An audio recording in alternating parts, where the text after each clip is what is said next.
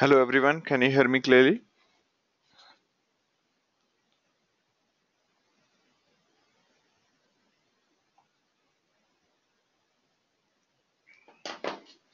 Great. So Matthew is able to hear me clearly.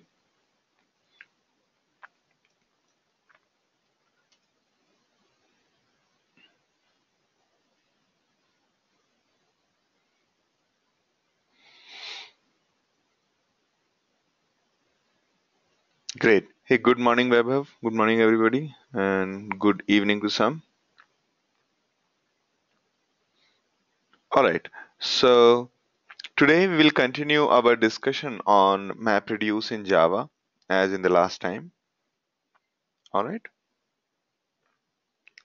And those who are wondering whether we are running a little late or something, do not bother. We will not hurry up much because in case our class is spilling over, we can have 12 sessions instead of 11. All right, no worries. And all right, so last time in the last class, what all we discussed all 4 5 problems on MapReduce and approach to solve all those 4 5 problems. And then we proceeded to have a QA session. We asked questions and you answered. And then we discussed Java, how to do MapReduce in Java. In that, there was one minor thing which was left.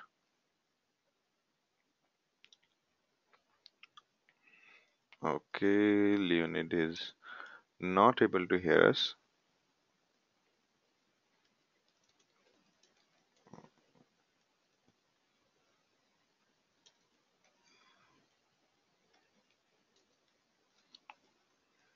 Okay.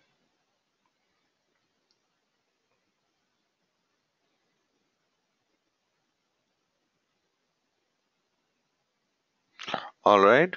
So, so when we were trying to demo you the Eclipse last time, there were some problems we faced. So let's tackle those problems.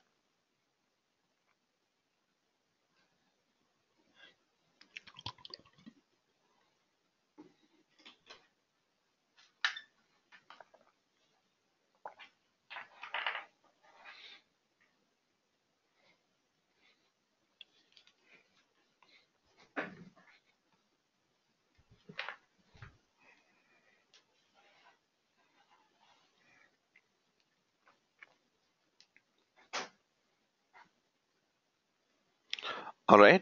So last time when we were trying to do the mapper reducer, the problem with our logic was that we were trying to use combiner, and since so okay, let me try to describe a problem a bit. So I think we have not discussed combiner, but we'll discuss it later. The problem, so here what is happening is mapper is giving out key value as text and integer, right? And then it goes to combiner. Now combiner is supposed to give something like a long. All right, let me just try to say.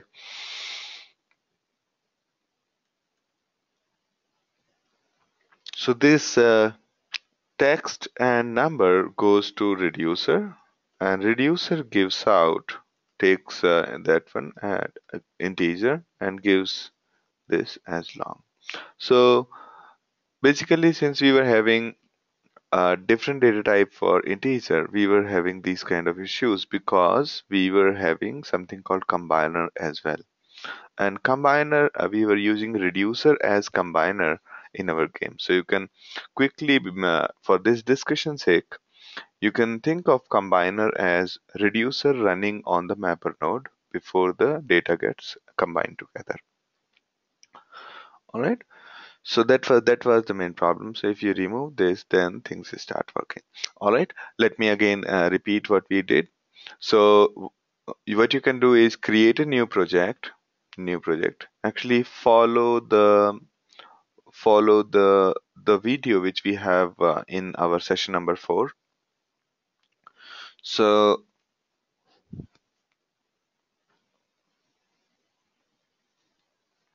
so that video is nothing but it shows you how to create a project out of a given folder. So what you do is create file new project and then import the project, and then after that remove all the libraries, add all the libraries from the folder, because the project would have the absolute location of the of, libraries, and that's why it won't be able to find. All right. Here, if you are creating the project from the fresh, you will again have to do similar step, just that you'll have to do file new project and select Java project, not web project or something. All right. So here, so this is our classic Java project. This is the project level at the top level. Then the SRC is the typically, as a convention, we keep SRC as the folder for our Java code. Under that, we have these packages, which are basically directories to structure our project. And once you have done that, you write your driver, mapper, and reducer. These are the other drivers which we had kept for just demonstration purpose. So these are not required. So you have a reducer, you have a mapper, you have a driver, and to test it locally, you have stub test. All right.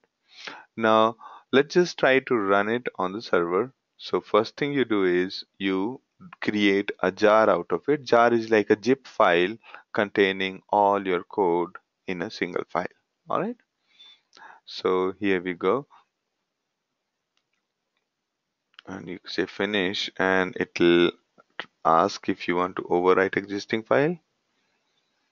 Now you can here you can say copy from the location where we have yeah, so we are saying SCP. Those who are on Windows, they can do a lot of work using WinSCP. All right. Or they can upload directly using Hue to HDFS and then download from HDFS locally on Hadoop 1 or Hadoop 2. Okay. So we have copied this file. Let me log into student 1, Hadoop 1, student 1, Hadoop 1. All right. Okay, so there we are. Let me go to my folder here, RM.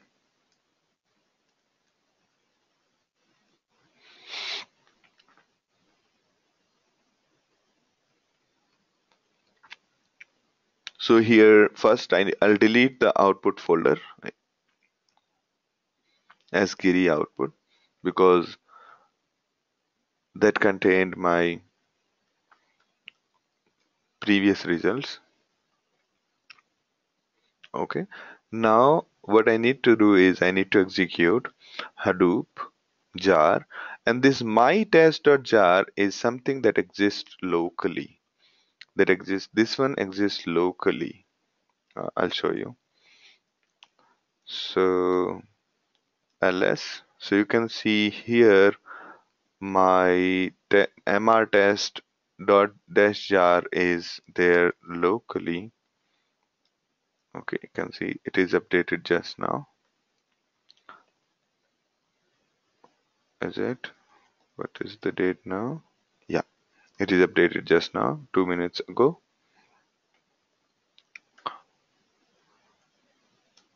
So we have to say Hadoop jar mr test dash dot jar. There are a few mistakes which you will make while doing this. First, you should be executing Hadoop jar from the node where you copied mr test dot jar. Okay, which means mr whatever file, you can give any file name you want, provided that file is available. Basically, while exporting, you can give any name.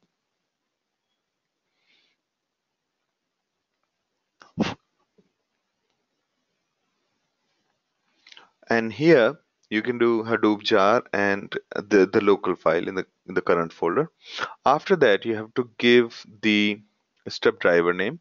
So this is another mistake you could make while doing. So, and here you have to first specify the package name and then the class name.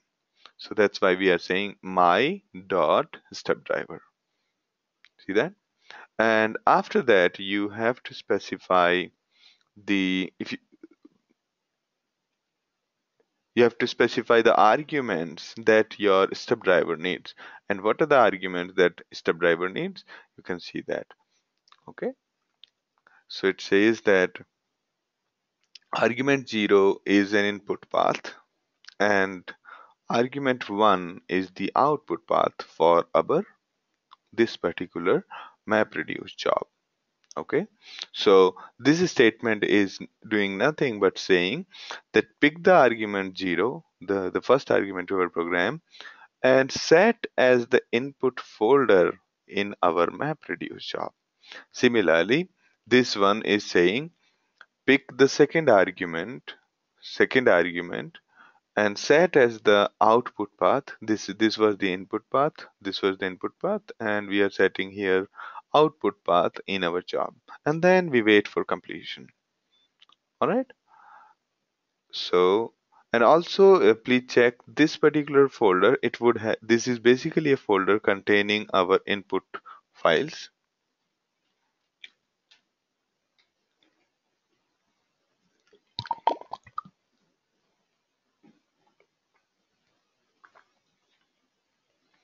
Okay, so it has started the work. Leonid is saying, when I tried to execute, I received an error from MapReduce stating that class was not found. Yeah. So the problem generally is that if you, okay, so I think there is one more question. So one is this, let me just copy this. All right, I think that'll be easier.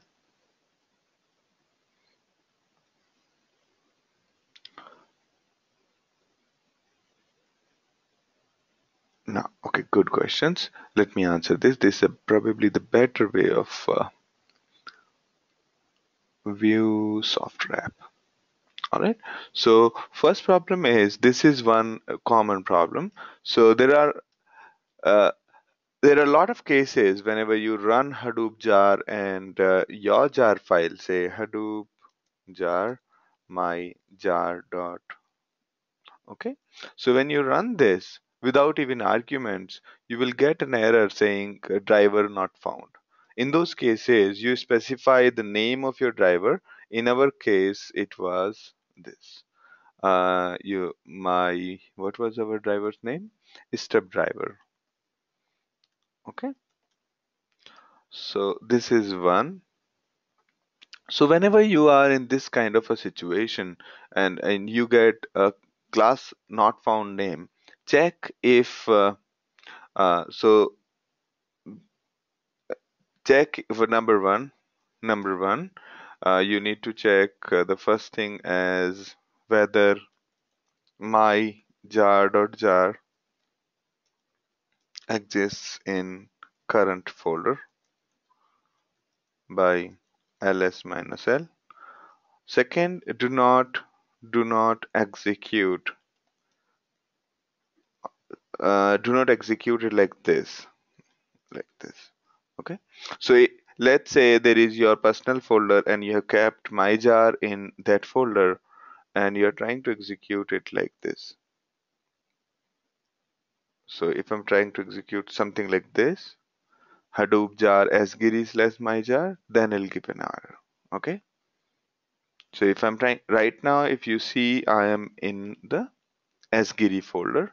If I am at one level above and then I say things like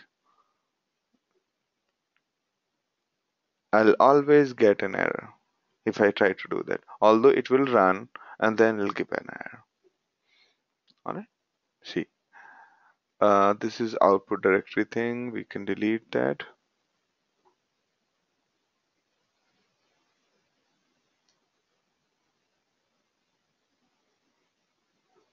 Now let's just try yeah. So if you try to do that, you try to execute the jar from outside, generally you will get an error saying driver not found. Alright. Be careful with that.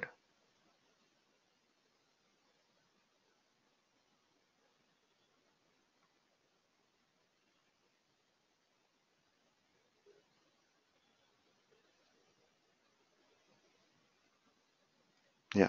You see that? It says that my stub mapper was not found.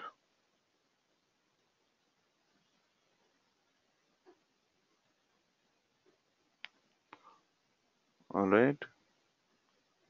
Second reason could be, there could be another reasons. Okay. Uh, okay. So there is one more reason. Make sure, make sure your mapper has some package name. Okay. If you do not have package name, okay, Hadoop seems to give an error. Okay. Like the way if you just remove these, put it in the source folder directory, and there is no package name, then you might get an error. Next problem that could be when you are having this file not found or class not found kind of error is difference in the JVM. Okay, if you compile your code on Java 8 and you're running on Java 7, then it won't be able to run your jar folder. It will say the version mismatch kind of problem, and then it will say class not found. Okay. Also, if your class names are case sensitive, okay, class names are case sensitive.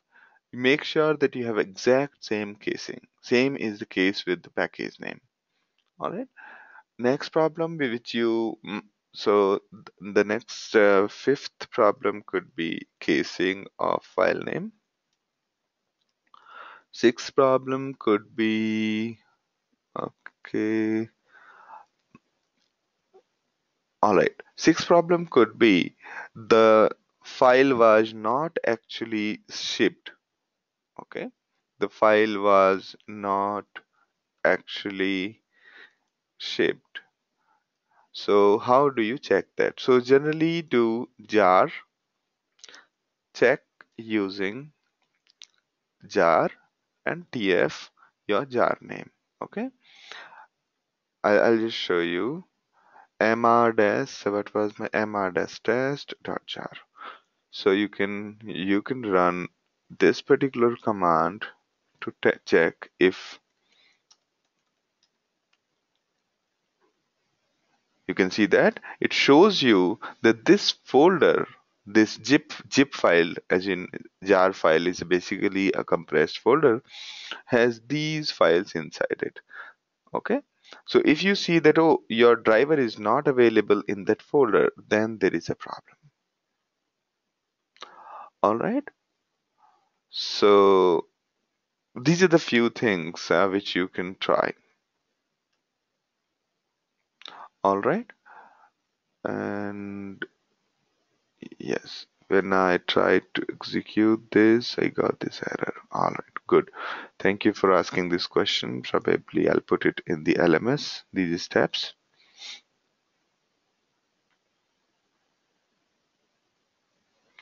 So, all right, can anybody else think of any other problem that could happen?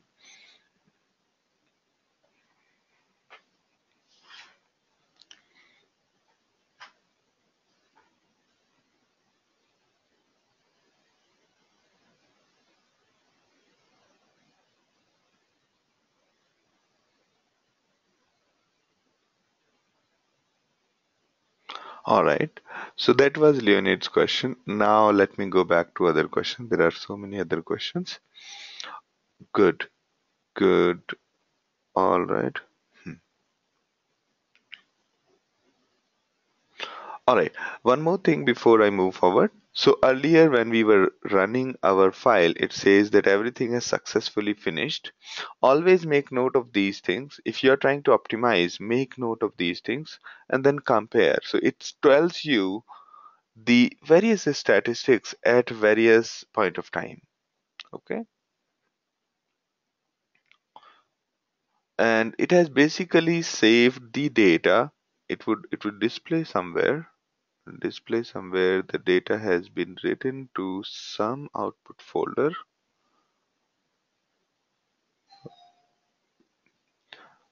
So it would be in this asgiri output. So I can say Hadoop fs minus asgiri output, or I can check it in the hue.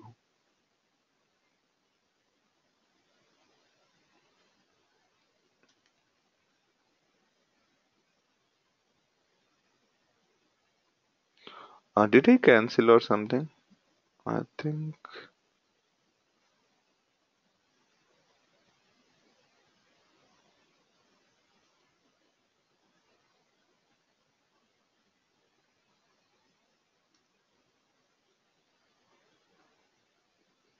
Let me try to run it again. Maybe this time it'll.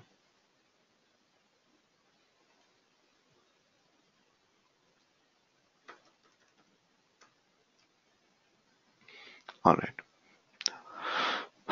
Weber is saying that the input file location will be in the same folder structure across Hadoop clusters. Not really. Okay, so input file location, yes. Input file location will be same because HDFS is same for all the nodes. Whether you are on the machine that is running name node, or you are on the machine which is running data node, or you are on the machine which is not running name node or data node but is part of Hadoop. Still, so the input file location on the HDFS will be same on all the nodes. All right. So the answer is yes.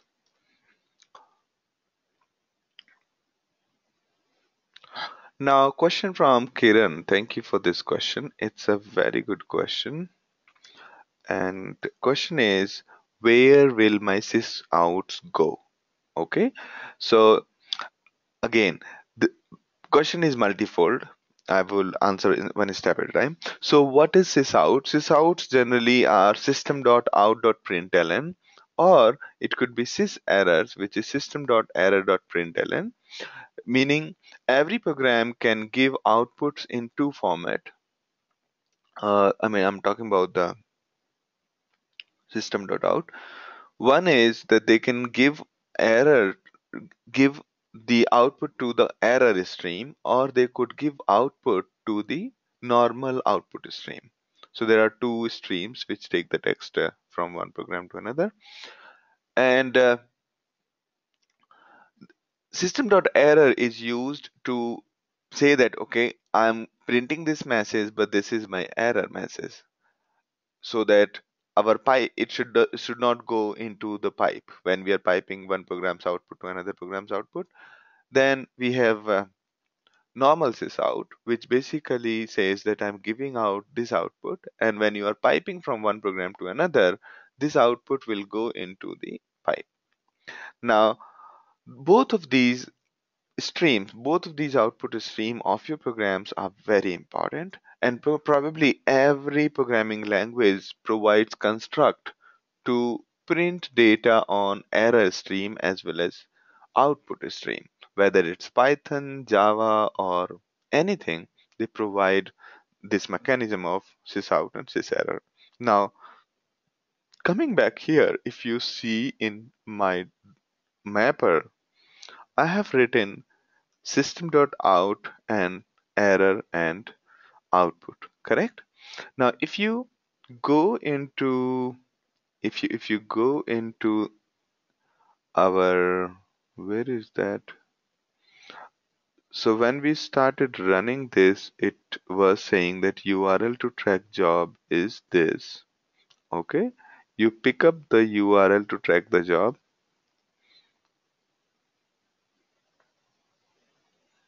Okay, and under this, if you have a look at it, you can say logs.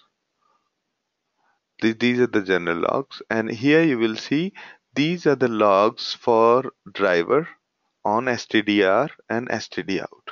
Okay, then if you go into mapper and you say I want to see the log for these tasks, okay, so pick up the task and then you can see these are the logs. Okay, these are the logs. You can see error, error, error. And so let me go back to, so you can see error here, the same syntax you will find everywhere. You see that? All right, so it has been executed these many times. Our map function, this map function has been executed these many times. Similarly, the std out has been displayed here. Okay, so for mapper, you go into the tasks of mapper and see what are the error and std out and std error are there. Similarly, if you have reduce, if you are printing something in the reduce phase, you can have a look at the logs of the reduce. Here we are not printing anything in stdr or std out.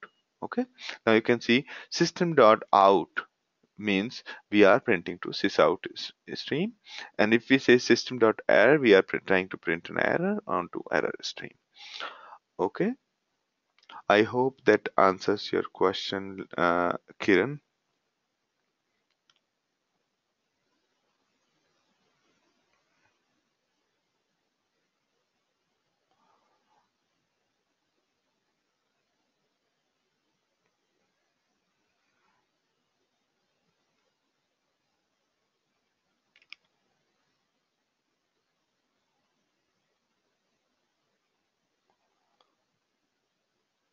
All right, now Leonid says that what is the difference between running jar from, all right. All right, these are very good questions. So, what is the difference between running jar from Hadoop or Yarn? So, basically, Yarn was an internal change. There was no difference in the tooling.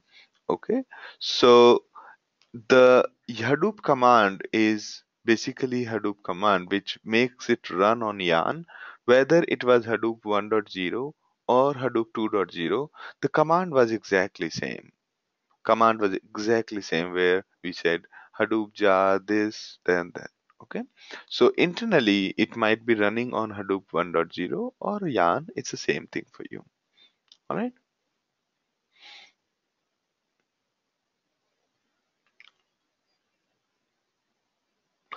Leonid, did I answer that question or you need more clarification?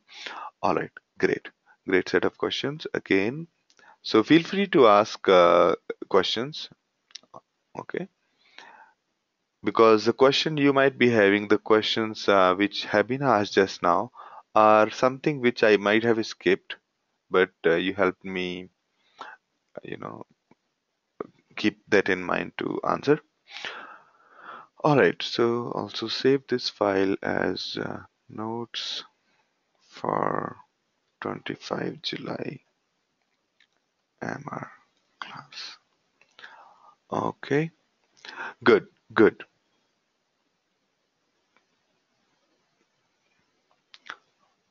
All right, there's one more interesting question.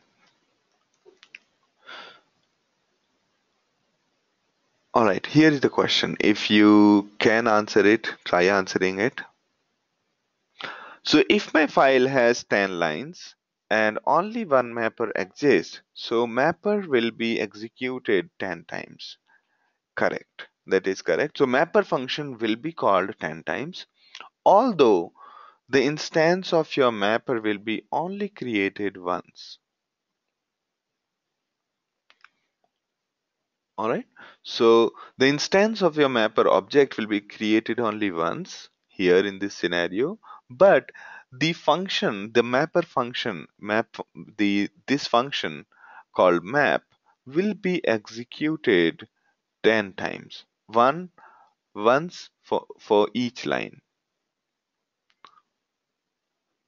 Now, continuing to the question, if fifth iteration has failed due to invalid format, will the job fail? Yes.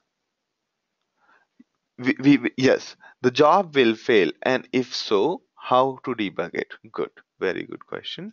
So let me answer one at a time. So yes, and if fifth iteration has failed, the job will fail. Yes, and if so, how can we debug it? Again, you can use print statement. Okay, and also you can see that maybe in the print statement you just print the line number.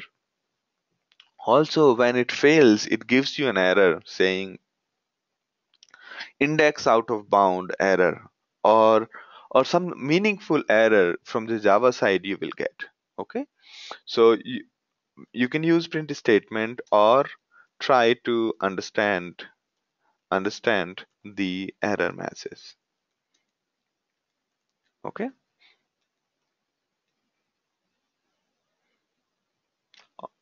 so I hope that answers, Kiran.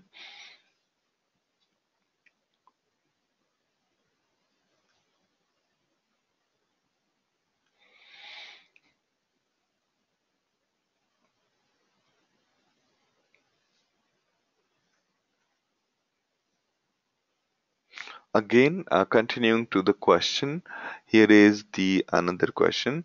So if I have 10 million lines and in that one line has invalid format, so the job will fail or it will skip that line. So can anybody else answer this question? How should ideally it should behave?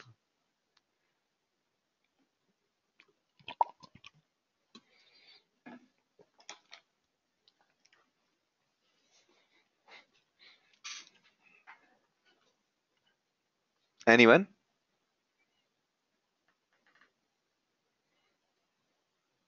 Correct. So, okay, so Webhub says that depends on the mapper logic. We can put the code to skip the invalid line. Good, good.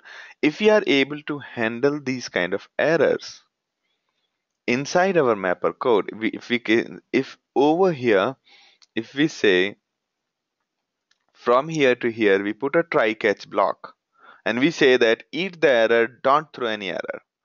No matter whether your map was successful or failed, it will not throw an error and will silently keep on moving.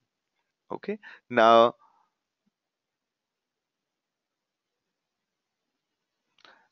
the important thing you should note here. Okay, so one before I say that, Matthew says that the job is processing on different node, specifically only that node will fail. Okay, so if any node fails, so what exactly happens? So first is uh, answer is yes. Okay, if it's a logical flaw, it will fail, but there is some more dynamics that goes into it. Okay, so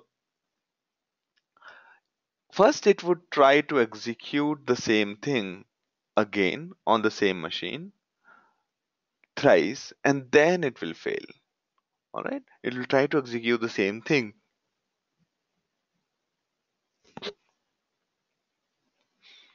It will try to execute the same thing multiple times on the same machine, and if that machine stops responding, then it will try to execute the same thing on some other machine.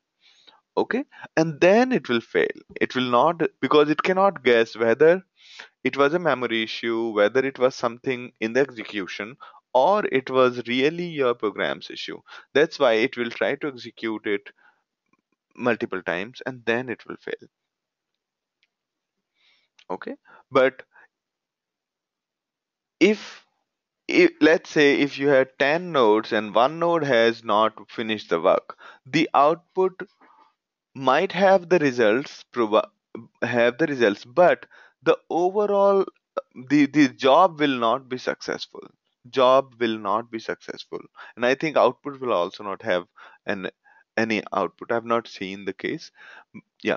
So even if one node fails, so they'll not have it will not happen that job is successful with the partial output. No, the whole job has failed if anything fails. But before doing that, Hadoop will try to run it multiple times on multiple different nodes, depending on the circumstances. Yes, replication will help in that case, in case the execution is giving a trouble. All right. So did I answer that question? Good, good. All right, Kiran.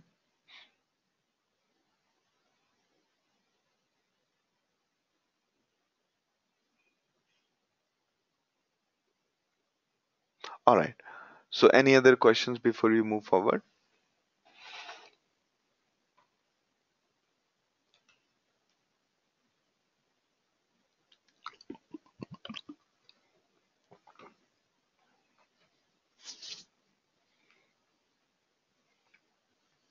So Matthew is saying, does that happen often? Yes.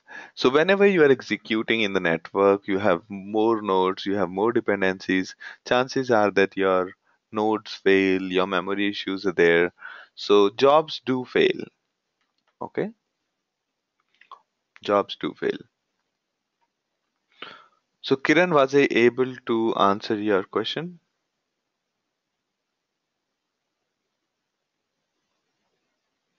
All right, great. Moving on. Moving on. Keep the questions coming. We are doing very good with respect to the questions. And all right.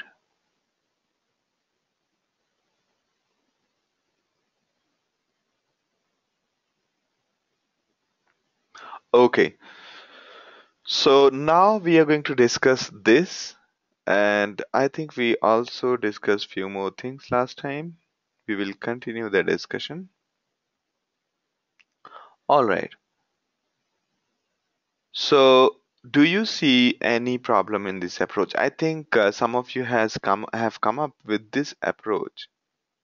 Yes, I think yeah, Kiran only said. Yes, Kiran. So I think this was your solution, right?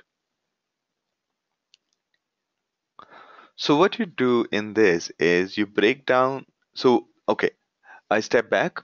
What exactly are we trying to solve? Given a huge text, we are trying to prepare the recommendations. And the recommendation is based on doing an analysis of this text and figuring out what are the most frequent words that follow each word.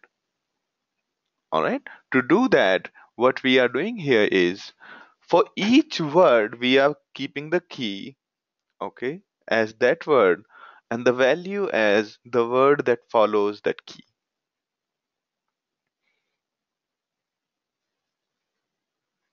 All right. And then we are running the reducer and doing the frequency analysis.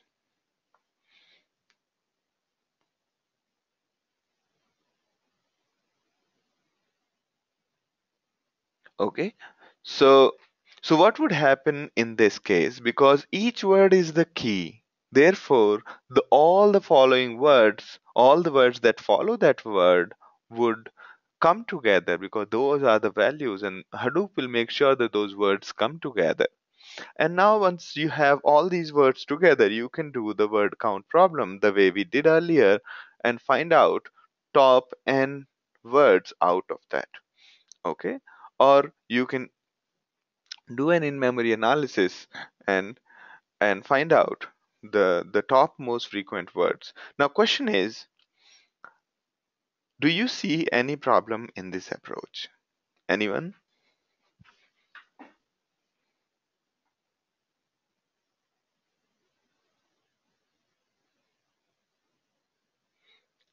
Okay, so Leonid is saying that first problem I see is the nitpicking suggestion that if there is any punctuation after first word, omit that key value pair. Good, good. and it's a very important suggestion, Leonid. And yeah, so when I say, Matthew, that it's a 5 word suggestion, basically I was saying that we do a frequency analysis of all the words that are following each of the words and find out the top 5 words. Okay, most frequent words after each word. Kiran is saying case sensitive problems and the special characters. Yes. So that's very simple to handle. We can basically convert it how R and happy H small and all that. We can do that. Matthew is saying mapper could eliminate the punctuation. Okay. Okay. What else? Do you see more problems?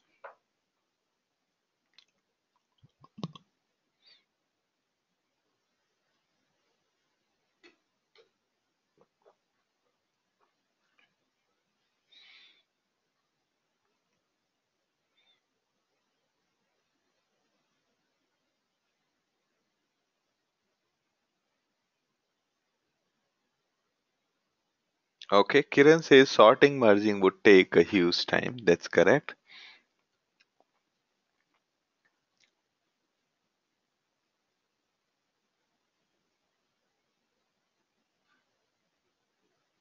What else do you see a problem? So what are we trying to do? We are trying to break it into pairs. Okay. Imagine how many words would be there after R. Okay.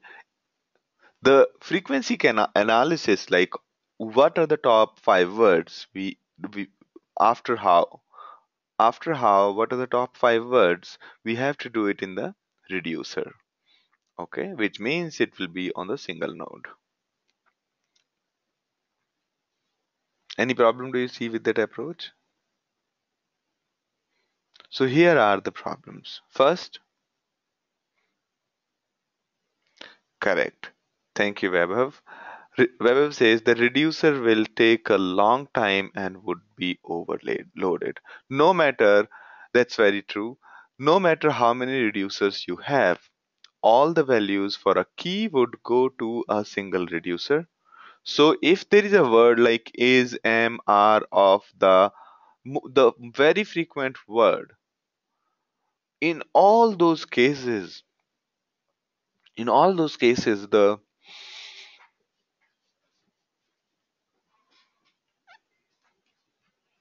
so in all those cases where the word is very frequent, and there are high chances that the reducer will be overloaded because all the values for that key, for say r in this case, or 2, there will be lot of values together, and all of those values will go to a single reducer, and that's where the problem will start. All right. Now, any other problem do you see? The other problem, anyway, they are being displayed here. The other problem is the last word should pair with the first word. So you and Ram is not being paired right now. Why? Because to our mapper we are only receiving a single line. Therefore, mapper cannot find out the next word. For mapper will get one line at a time. Okay, in our map function we'll get only one line at a time. So that is one problem, that although Ram is following you, okay, still we are not forming that pair here. The problem, uh, because here we are doing the line wise processing, so we need to do something about it. So we'll discuss this, how to solve this kind of issue. Basically, we do not want to handle line wise, instead we want to handle sentence wise. Okay, how to handle those kind of scenarios. Next is next is that these two words should not be paired. Ram and happy should not be paired because there is a dot. All right, so these are the few problems which are there in this. Okay, so this problem is resolved by using a different input split kind. Okay, the things which we discussed yesterday on the previous session was regarding the input splits. So basically, while handling the text, the input, we can specify the way our text need to be passed and presented to mapper, and that can be done using our text input format or input splits. All right, so we had this discussion last time. All right, so everybody was okay with this. Yeah, so Hadoop divides inputs, the input blocks. We create a logical layer over the blocks called input splits. If one block is not sufficient to prepare the input split, the data will be transferred on Hadoop in order to prepare proper input split. So input split is basically a logical representation of the data. So input split is bunch of records together, and a record is like a row in the database table. In the database table, or any table in the world, is made up of records. Okay, and in our normal, the default map reduce of the word count, the way we were dealing with the input is in the form of text, and each record was a single line, and input split was bunch of complete lines, not half lines or partial lines. Okay, so we got input split and then record, and then we have something called input format. Input format is the Java class responsible to convert your blocks into input splits. HDFS blocks, as we talked earlier, know nothing about our text. Whether the file is binary, whether the file is text, whether the file is audio or video, HDFS does not care about it. All HDFS cares about is the block size. So it will cut the file irrespective of what kind of file it is, and it will cut it ruthlessly. Okay. Now, to convert that HDFS block, the raw data, into some logical format such as input split and the record, we require input formats. So by default, we have text input format, and the way we set the input format is using job. If you go to the driver code, here we could say job dot set input format and mention. So this is how it is mentioned always. Okay. So this one you can keep changing based on your requirement. Right now, this is the default one. Okay. And if you want to create your own, or if you want to say, always make sure that each input split have exact number of records.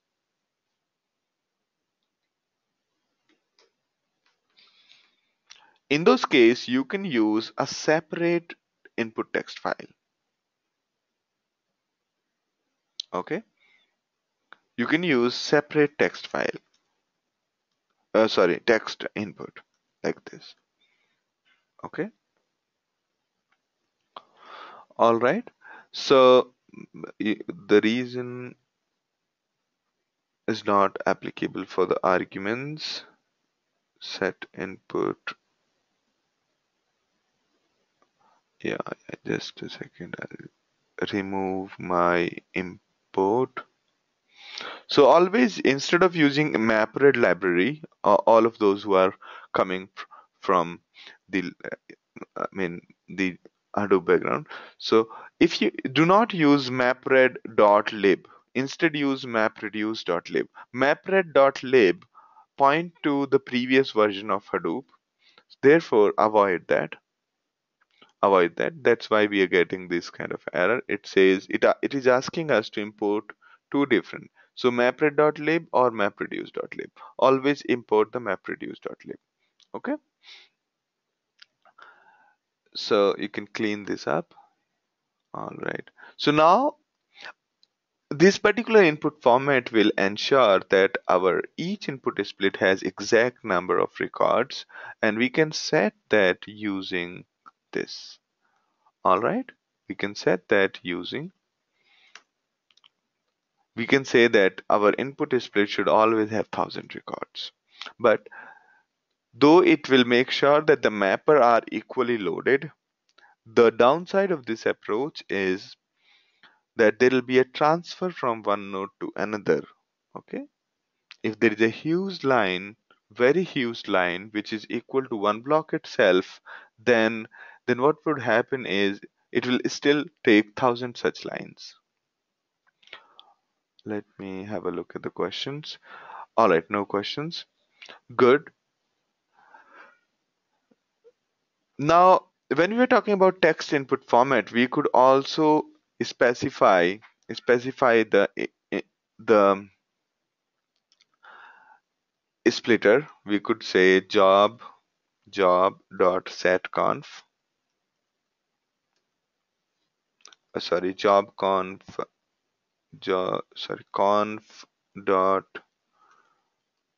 set, and we could mention the string name. We could say that instead of using this delimiter, use dot. Okay, so that will make sure that the record are splitted by dot, not by new line. All right.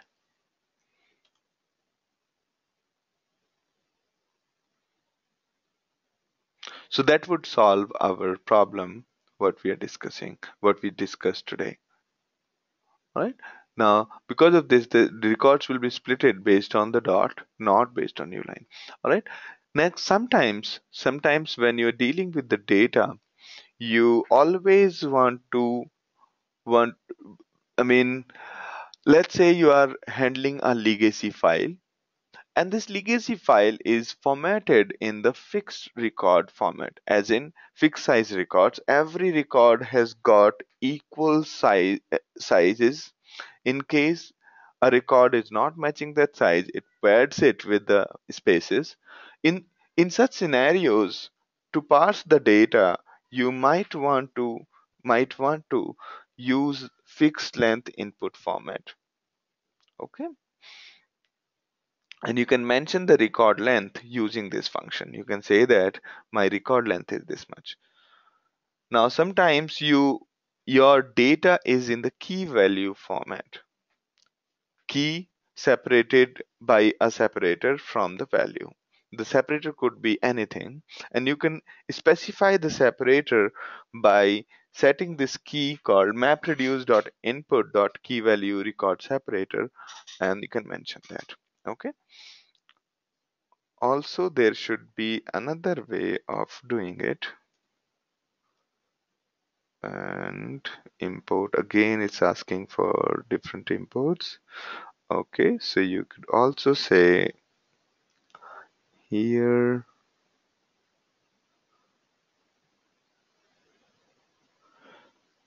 key value format, and okay, set directory recursive. Okay, you can't set it the way. All right, no worries.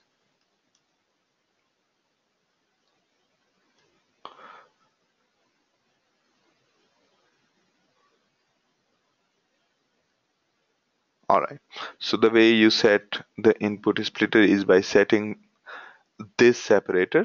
If your key and values are separated by um, equal colon, whatever, you can set it from here.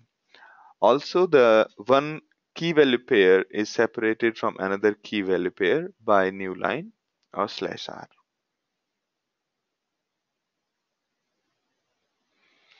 Weber is saying, can we have more than one delimiter like semicolon as well? No, these ones do not support that. For those kind of requirements, you might want to use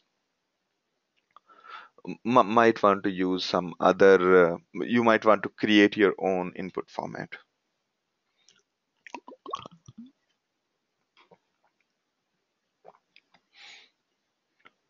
All right.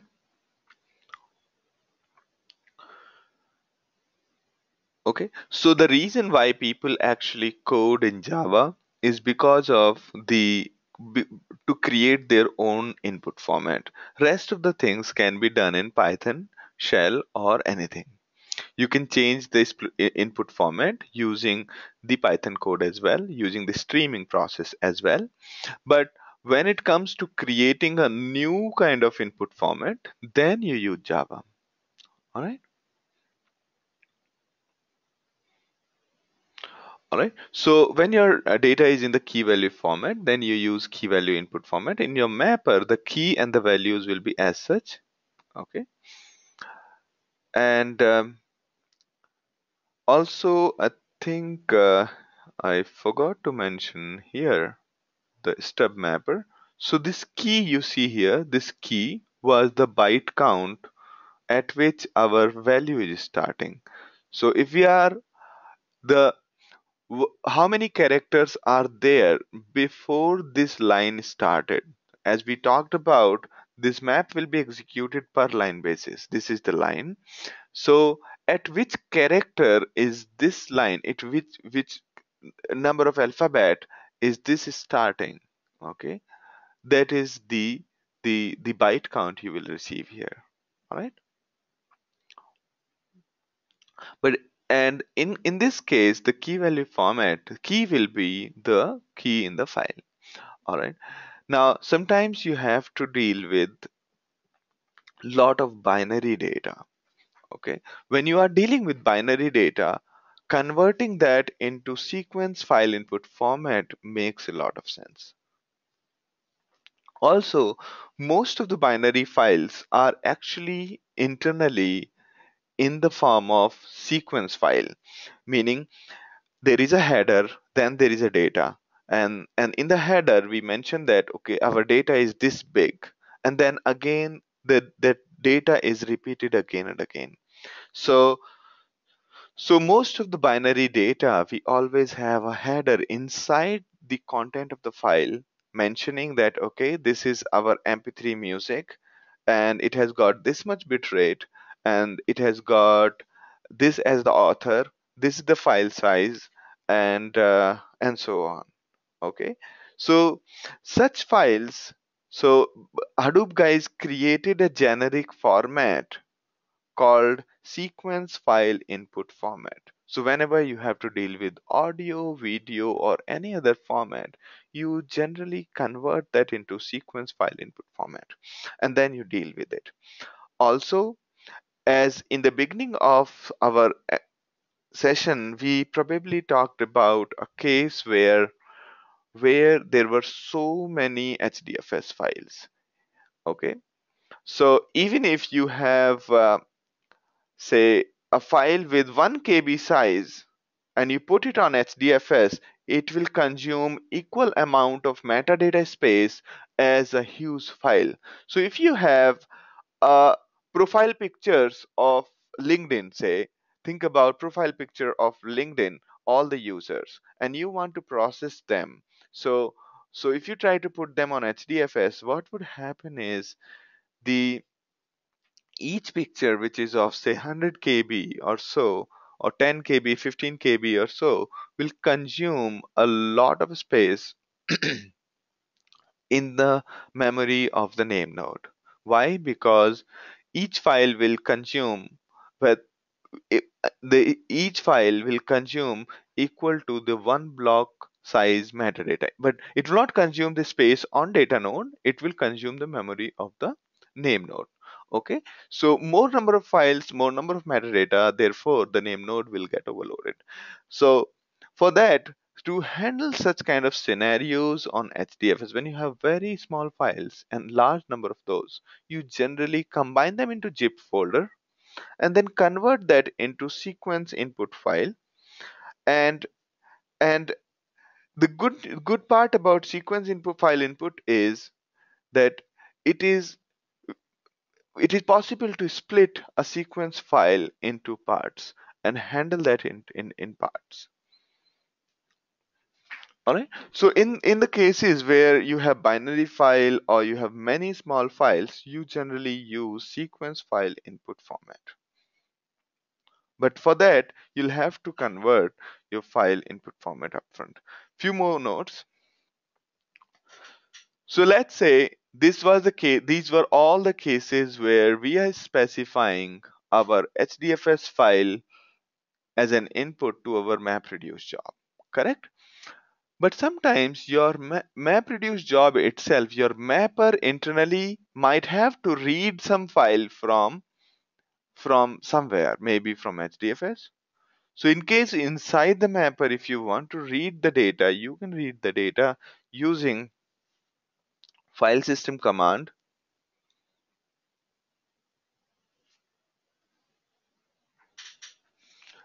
So you can use the library function of file system, and then you can say the get this particular URL. This URL will be in the form of hdfs hadoop 1 dot nobigdata.com slash my file name and so on.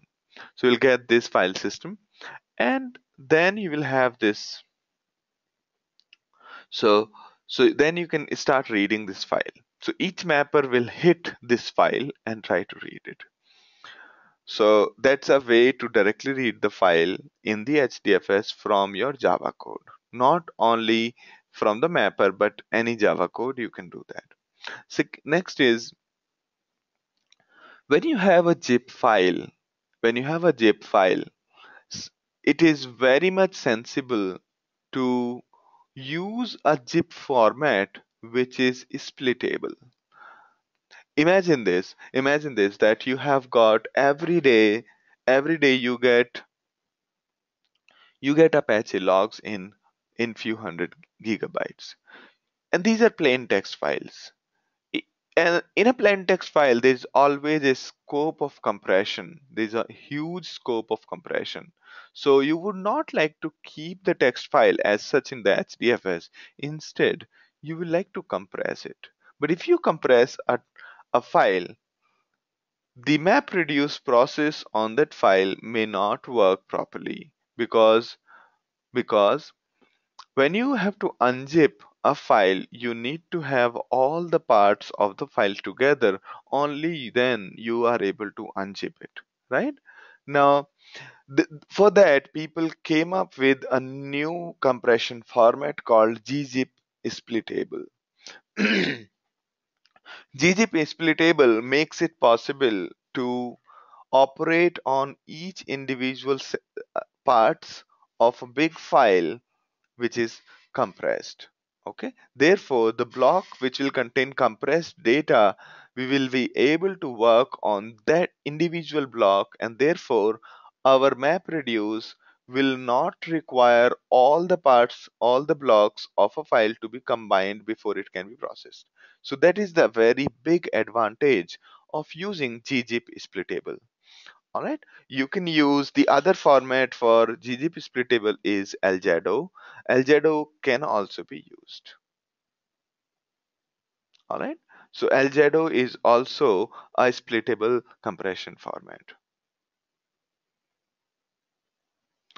So you can convert your zip file into Aljado and then start using as if it's a compressed one, and you can just mention in your Hadoop parameters that we are dealing with a compressed input format.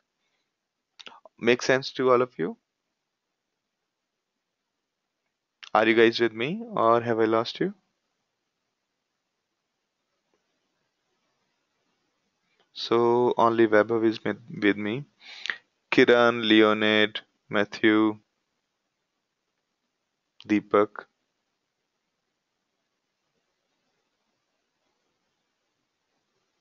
John.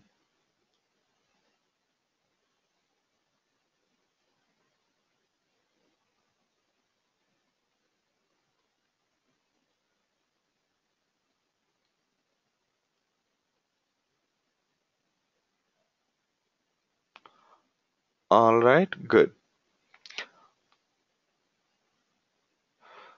So Kiran's question is, what is the input format we use for zip?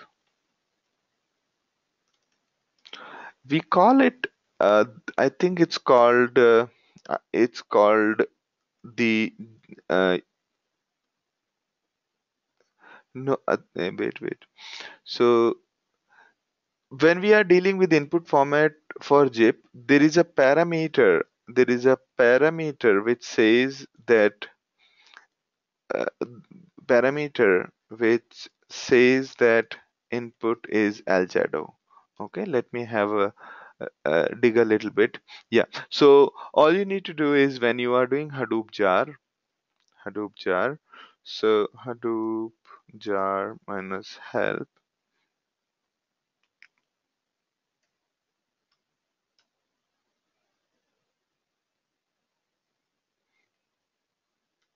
So I think there's a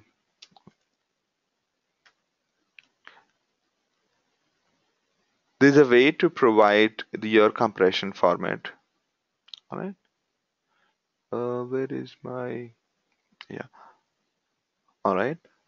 So that's so you basically can provide as an argument to the Hadoop jar that we are dealing with a compressed format, and after you decompress this format, you use this particular input format. Okay, so you can chain a gzip and the input format while running the MapReduce job. Okay, I'll tell you exactly what argument do you provide for that. Okay, I'll tell you. I'll let you know. Okay. So Aljado is supported on Hadoop as a part of the library. Okay, so that was one good question. Now Vaibhav's question is, the file system fs can be used to pass the second file to the mapper. The file system fs could be used to pass the second file to the mapper. Yes.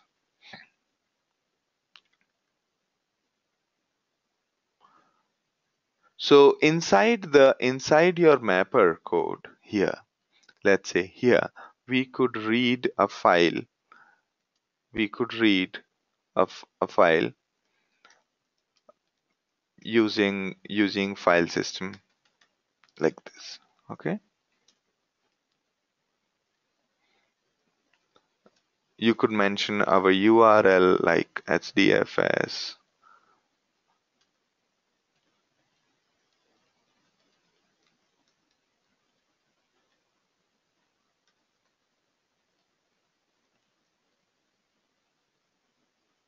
All right.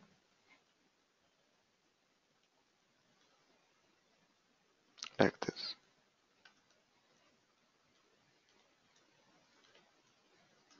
And then it'll read it from the HDFS, and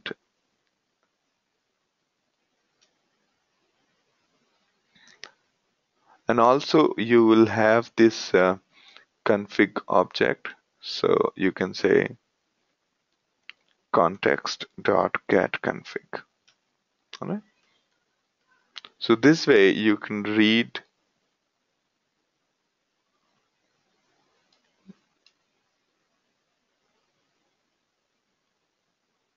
here.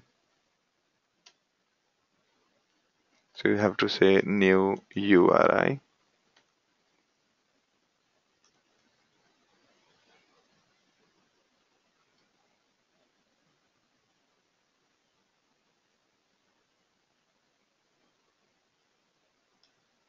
All right. Now you can start reading from here.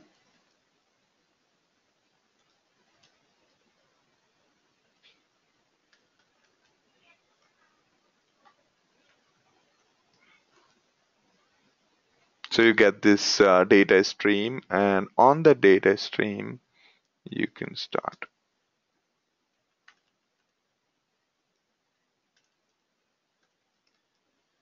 All right.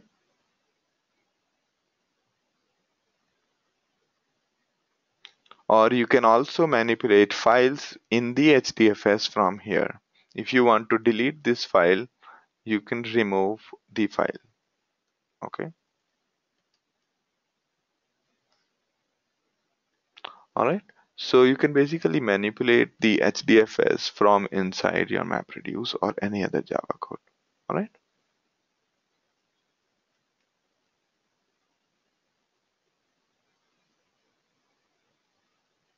So I hope I was able to answer your question, Vaibhav.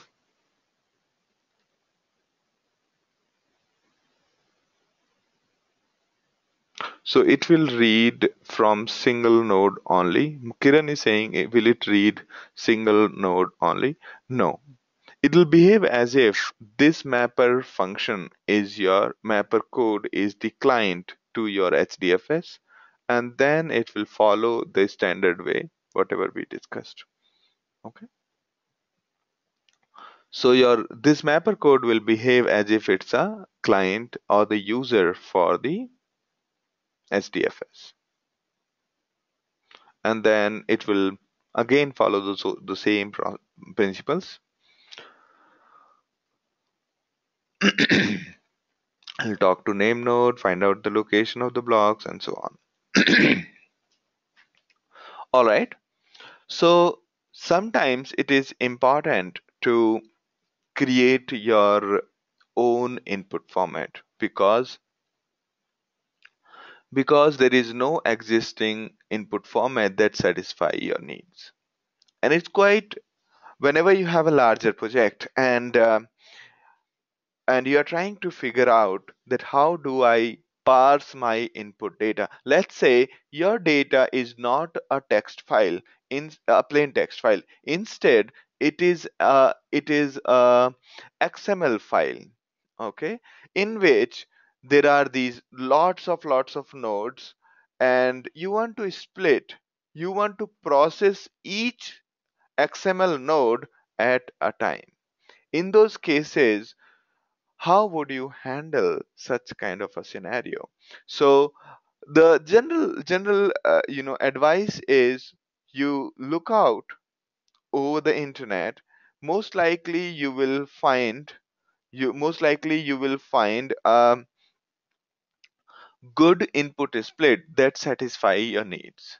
So there are many input splits available as of today. Many text input, what do you call, um, input format, not input split. There are many input formats available as of today, which you can use in your in your project to solve your problem. There are many already available. Okay, even if they are not part of it, you will find some GitHub project doing something on the same lines. Even things like I was working with these people from National Labs, which is a part of NASA. So they were trying to fix the a problem related to they were trying to solve a problem related to the geo mapping. And interestingly, when we looked at their data, it was in their own format. And I was wondering that we might have to write our own input format for handling that kind of a data, because we wanted to handle one section of the image at a time, one geographical location at a time. But interestingly, for that too, there were really a very good library on which some university was working, and they had made it open source. So we just ended up using that one for the POC for these national laboratory people. So effectively, almost I mean, in today's world, for lots of problems, you will find a great project somewhere. Okay, and in case still you are not able to find a good input format, only then you move forward with your own input format. So before you create your own input format, you first define your class called input split and input format. So input split is you extend input split. This is the abstract class called input split. You extend it and define your block, whatever your block size is. Okay. And here you don't have, right now you don't have to do much. Okay. I'll show you an example, then you will know, understand what I'm talking about. The most importantly, you will have to extend a class called input format, or you can extend any other input format such as text input format or key value input format. You can extend those and change the behavior of create record reader, or change the behavior of get splits. Okay, so what do these functions do? So whenever you are running your MapReduce, your set input format is the gateway to change the input format. And there, if you have customized your input format, there you will mention your own input format's name.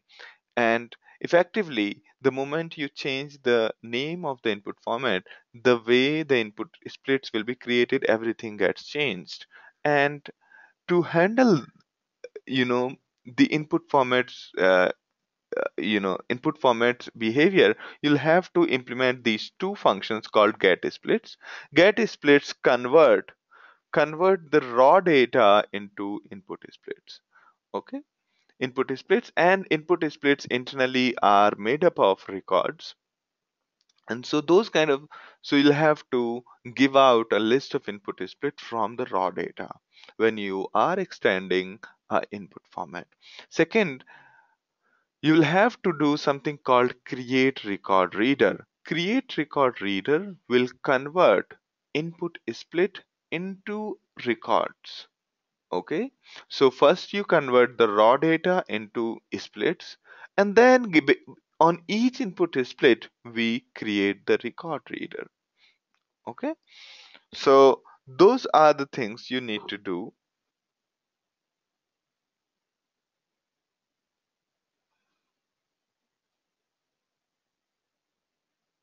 Okay, so we have a very good question from Kiran.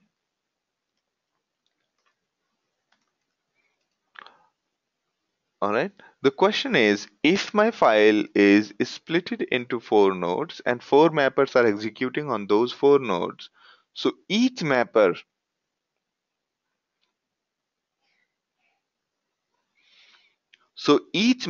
will get the file, that a file from that node only, right? Yes, that's correct. That's correct. So the blocks you will get on each mapper will be generally from that node only. Sometimes if the node on which the data is there, if it is busy or some other reasons are there, there are some other job running on the same node, then you might have to transfer. Okay. So internally it will be transferred. So yes, generally true. All right. Or mostly true.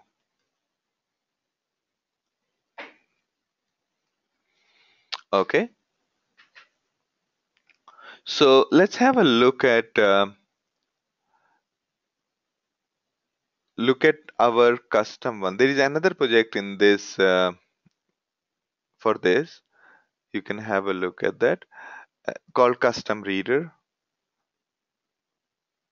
Okay. Here what we are saying is inside our text and n lines input format, which is basically extending the text input format, we are we are overriding the behavior of create record reader by this one.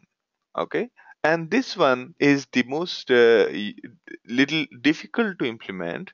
You have to implement these functions, you have to tell the progress, you have to initialize, you have to whenever the user is asking for next key value, you give out the next key value. You can see that next key value. And probably this piece of code is something you have to look at it to understand what exactly is going on. Okay, the way it happens in very logical sense, I'll try to explain. Let me try, although it's a little different. Okay, so let me try to explain. I think this logic should make sense to you. So let's say you had this nice block. Okay, you had this another nice block. So your input split code will start reading from here. Okay, same input split code will start reading from here. This is your block 1, this is block 1, and this is your second block. Okay, this is the okay, this is the block number 2. So same input split reader, when we say create record reader, will start reading the both the blocks. Now when it starts reading, it has two choices. One is consume the data or skip the data.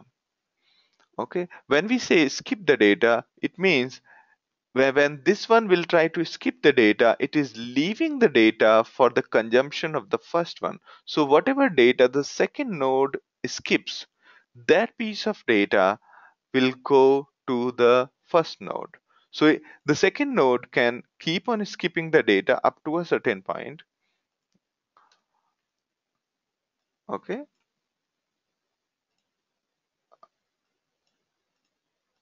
so second node can keep on skipping up to a certain point, and till that point all the data will get transferred to the first one.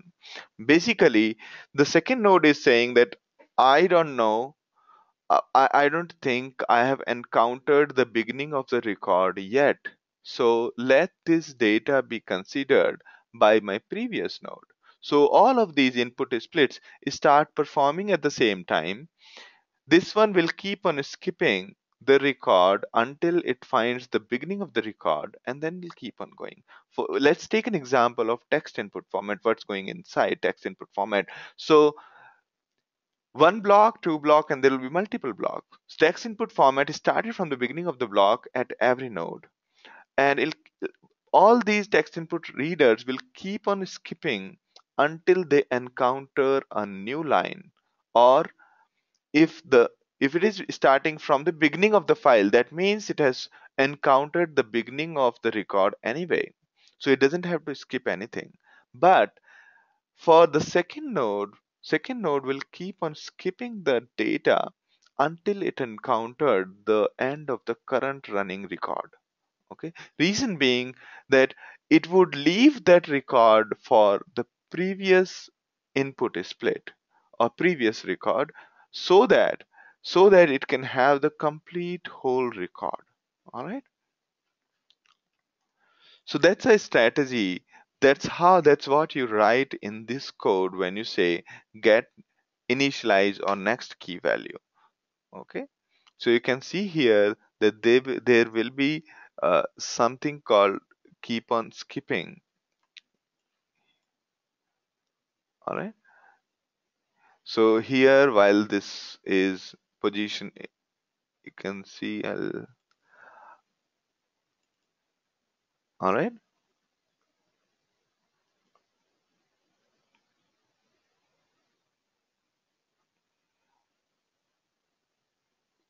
yeah, while initializing it can keep on skipping the record. Okay, you can see that.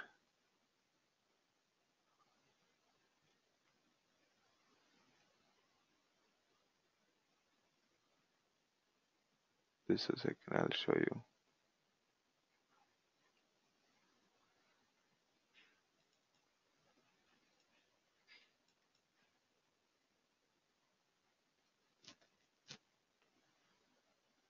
Yeah, here it is. So it'll keep on skipping until it reaches a certain point.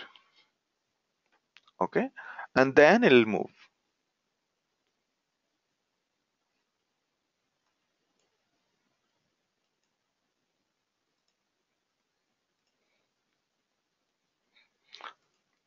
So how does it know the end of the record? In case of text reader, the strategy was straightforward. As soon as it encountered /n or the new line character, it will assume it to be the end of the record. All right.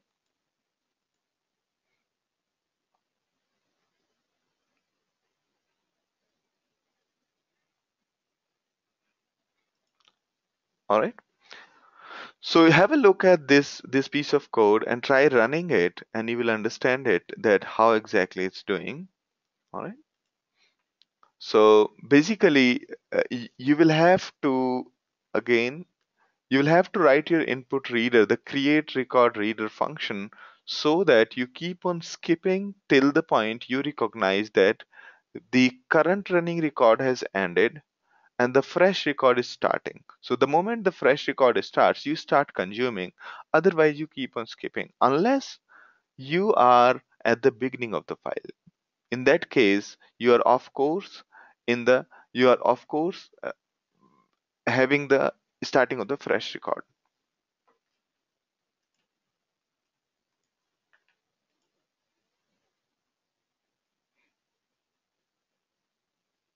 So Matthew's question is, so the end of line is greater than 128 MB. That's correct. So here each input split can be bigger or smaller than 128 MB. Even the record might grow beyond 128 MB. But since each record has to be processed by a mapper at a time, therefore, therefore, even if each record is bigger than 128 MB, we'll have to get it together. Okay? We'll have to get it together. Great. Great. Any other questions?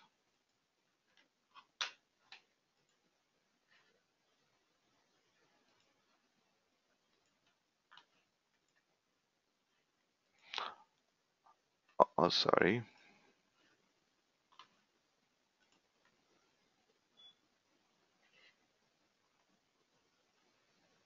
All right.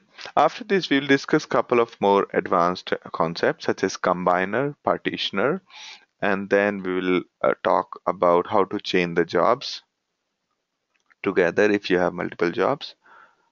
All right.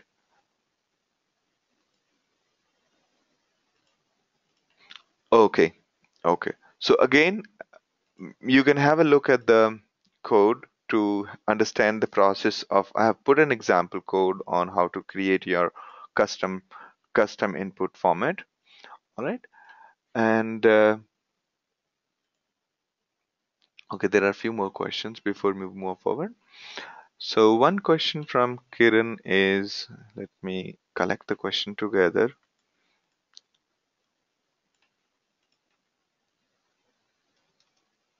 Okay.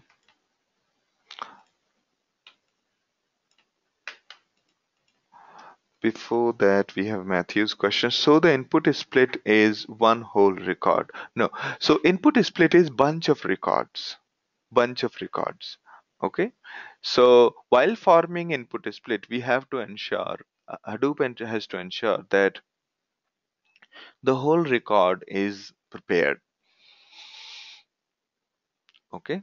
So input split will never contain half records. It will contain multiple records, but complete records. All right.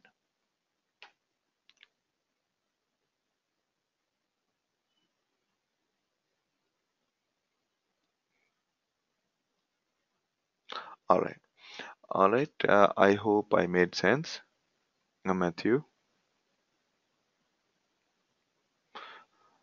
So, okay. Let me wait for. Yep. Good. Good. So if one block is 128 MB and the split is 100 MB, so remaining 28 MB will be capped on another split, will be capped free, or another split will be stored.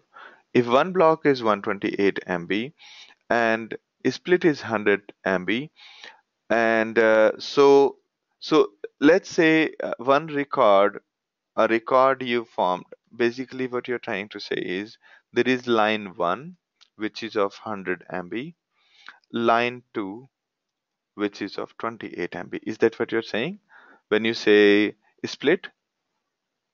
Or okay, line.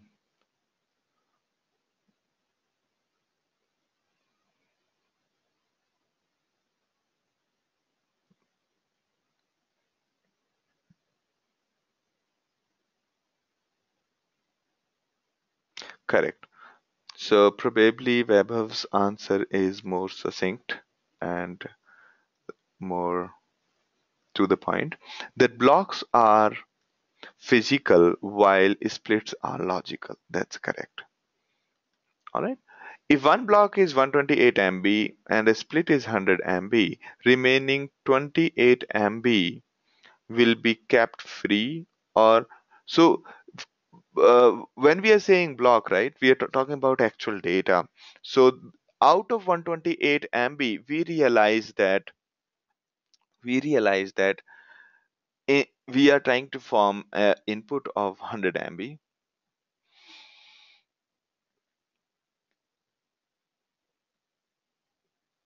Okay.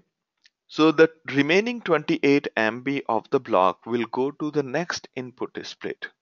Okay. Will go to remaining 128 MB will go to the next input split, and that input split will have its own mapper instance, will be running that 28 MB over will this 28 MB will also contain the records, and for each record that mapper instance will run. Okay, so I hope that answers your question. No?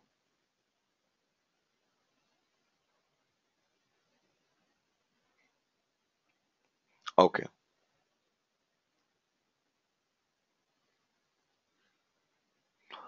All right. All right. I think okay. Okay. I think good. Good. I think I've answered it. All right. Good. Good questions. Now moving ahead.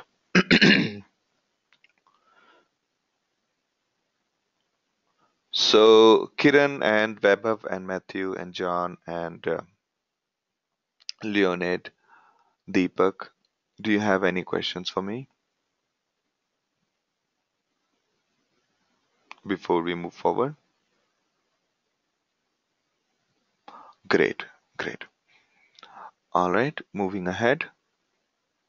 So keep the discussion lively. Keep asking question, and that is probably the best reason for my physical sessions. I have given couple of physical sessions, and I found that people in the physical sessions don't ask many questions. I don't know why. Either it is only in India or across the globe that people don't ask questions in physical sessions, or maybe I look intimidating in the physical sessions. Okay. So, all right. And probably that's the reason we have stopped the physical sessions absolutely altogether. Good. Now, okay. So, oh, it's already 8:35. Let's take a break for 10 minutes and back by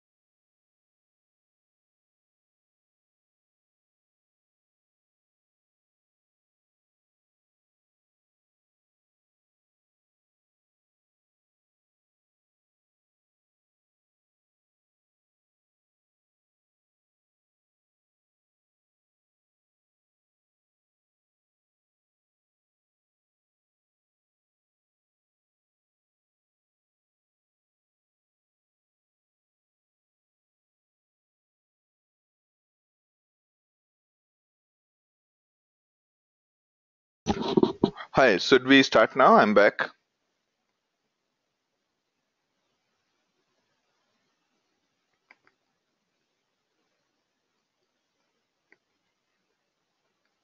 Is everybody back? Should we start now?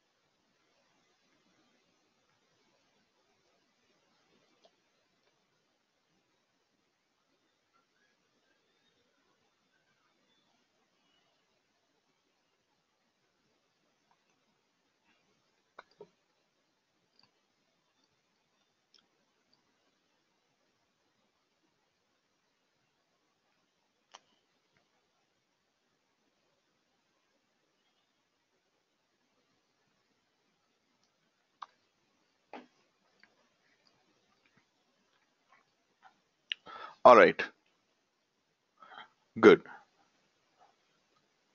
So, again, a little recap of what actually goes on when there is a single reducer.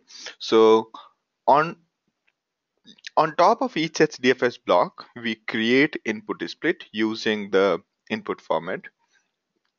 And once we get the input split, we create an instance of the mapper.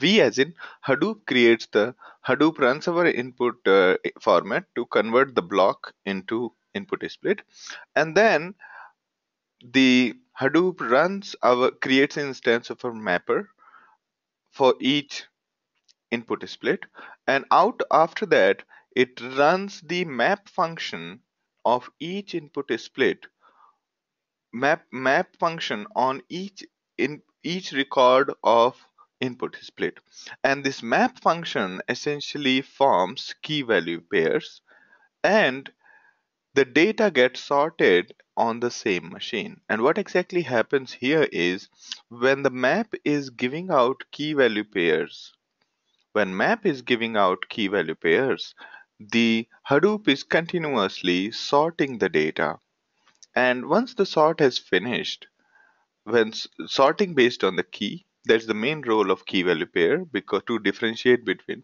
what to sort on and what is the auxiliary data. And when it's finished sorting it, it sends to the reducer. If it's a single reducer, there will be a single copy happening, a single copy from each machine happening, and then merge happens on the reducer node. Once the records have been merged, as in all the values of a key, whether they are on the second node, third node, on all of the nodes, those all values for the keys are brought together as part of the merge. And for each key and all its values, the reducer function is called. Okay, reducer function is called. Here, the reducer is instantiated only once, so the reducer instance is created once, and this function of reducer is called multiple times, once on each key and all its values. So if you have a million keys, your reduce function will be called a million times. All right.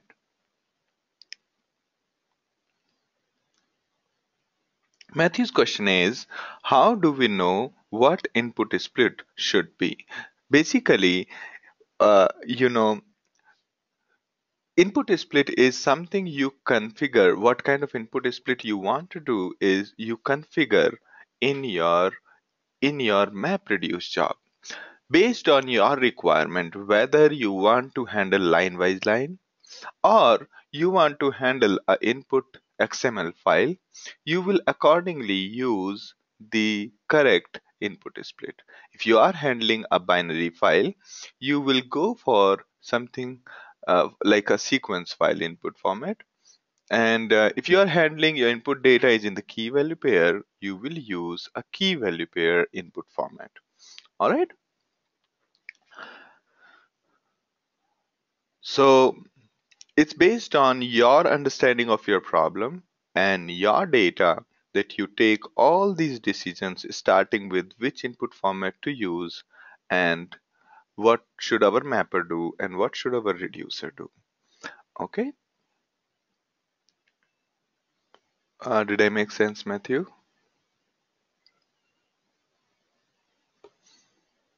All right.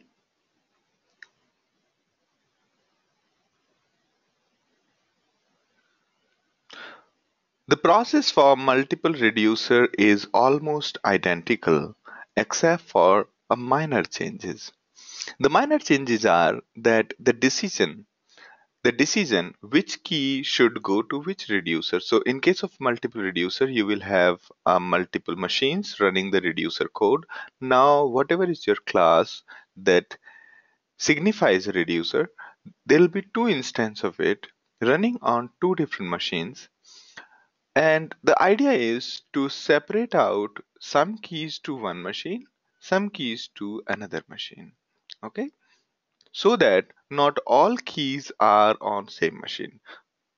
Okay, the object here, the objective is not send, not to send some keys of some values of a key to one machine and other values of the same key on some other reducer. That's not the objective. No matter how many values are there for a key, all of those are always sent to a single reduce function. All right, am I audible to everyone?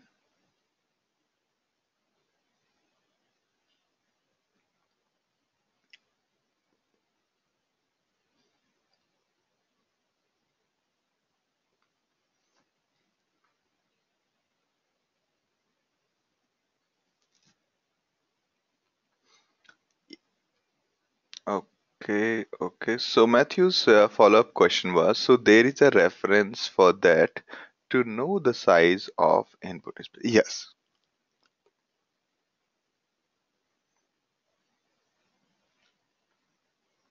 All right. Now, in case of multiple reducers, all we try to do is send some keys to one node and other keys to other node. And this decision is taken at the mapper node itself. This node where this mapping process is happening, there itself we split some keys into two buckets. If there are two reducers, there will be two buckets here. If there are 30 reducers, there will be 30 buckets on each of these mappers.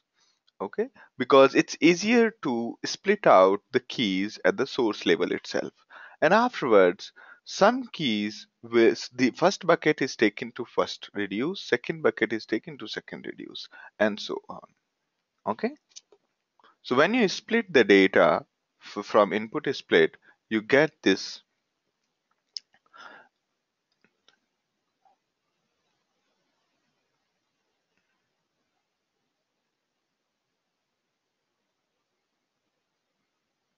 All right, so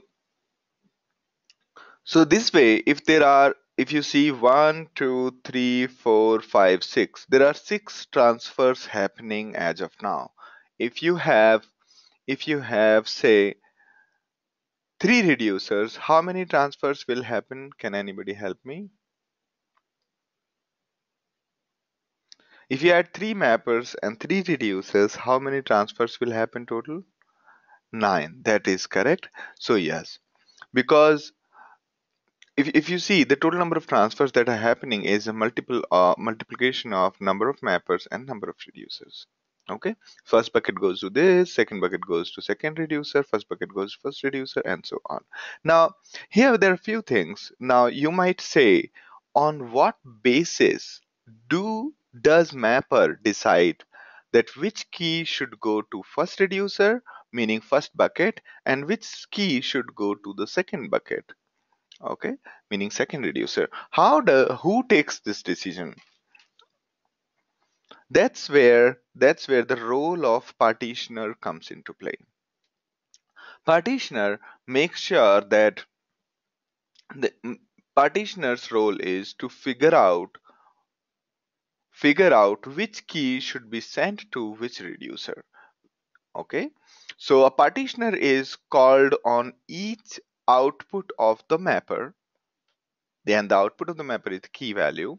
So on each output of the mapper, your partitioner is called. And now partitioner tells 0 or 1 or 2 or 3 based on number of reducers. It tells that send this key to this reducer. Okay.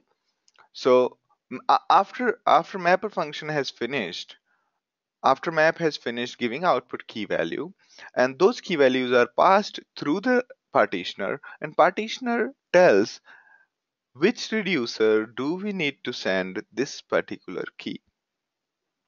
All right, that's what is happening here. And to decide upon that, all you need to do is actually pretty simple. Say you are writing a age partitioner, and the idea is to separate out male and female here. So if the gender equals male, then send the data to 0th reducer, and otherwise send it to 1. Okay, by default the behavior is based on some computation called hash code. The decision is taken. That hash code computation you can think of is like it sums up these character values and then divides it by 26. Whatever is the remainder, if it is an odd number, then the output goes to reducer. Otherwise, it goes to the first one. So by default, the computation is done based on hash code. Okay, there is a default partitioner that operates on hash code of each key. Now, based on this, we will be sending a key to first reducer or second reducer.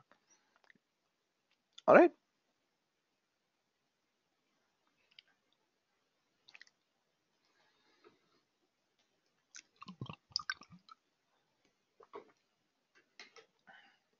Also, few things you should note is let's say there is a big file and we created a word and one for doing the word count. Now and we have multiple reducers here. So some of the words will go to the first reducer while some of the words will go to the second reducer, right? Now by default, since there is no ordering, as in there is no you know the decision whether some word need to go to the first reducer or second reducer, this decision is not based on alphabetic, it's based on hash code. Therefore the outputs at part 0 and part 1 will not be, if you concatenate these two, the result will not be sorted. Why? Because part 0 is itself sorted and part 1 is also sorted, and they have overlapping ranges. You can think of it, the output could be the say part 0 could be apple, ball and cat, okay? While part 1 would could be apricot, apricot, bat and rat. Although part 0 and part 1 are sorted independently, but if you concatenate part 0 and part 1, you will never get, if you try to concatenate, you will never get a sorted list. You'll have to again sort it, right? So, and why it has happened so? Because when apple was passed through our partitioner function, it returned at 0.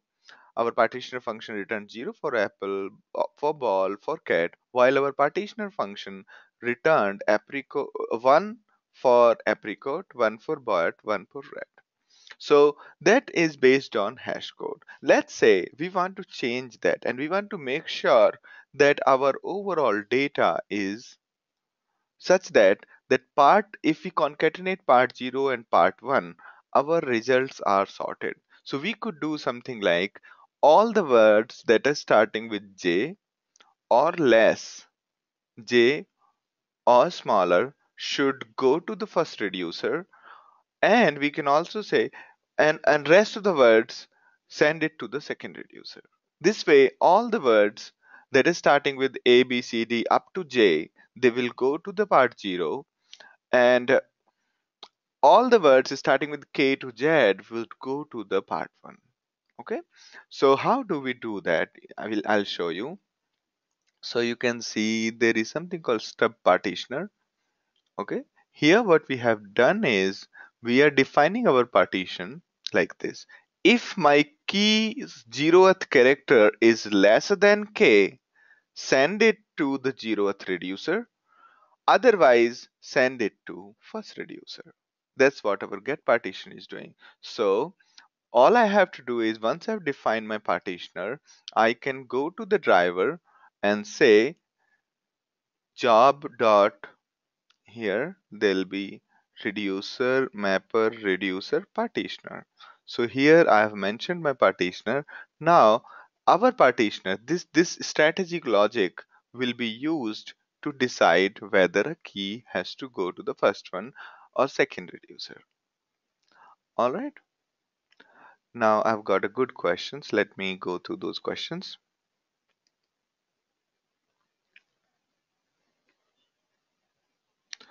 Correct. Very good point. Thank you, Kiran.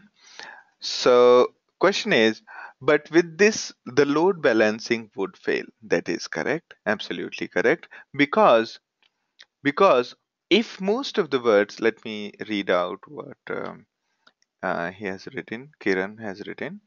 Okay. So that's a very good point. So if you look at, what we have done just now, that we have tried to separate out our data based on alphabet range. If our most of the data is starting with a character which is smaller than k, then our first reducer is 0th reducer is going to be overloaded. Okay, and the reducer whose index is 1 going to be very free. All right, make sense to everyone?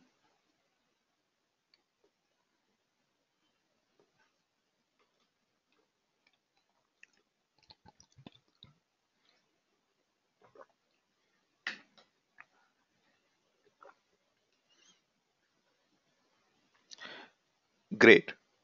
Webhub, are you with me? John?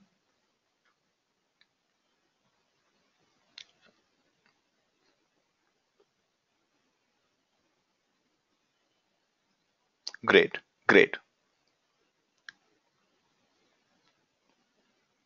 All right, moving on.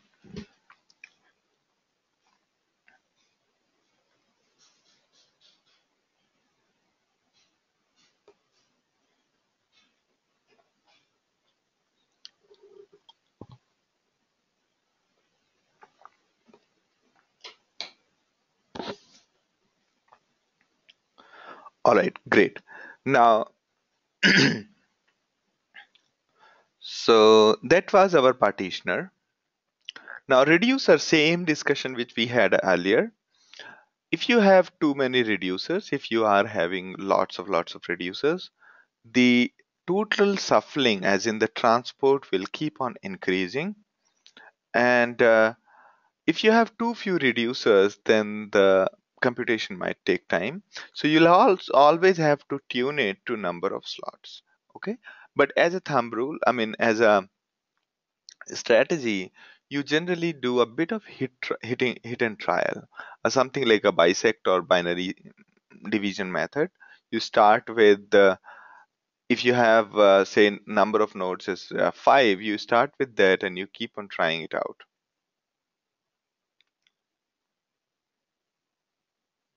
All right.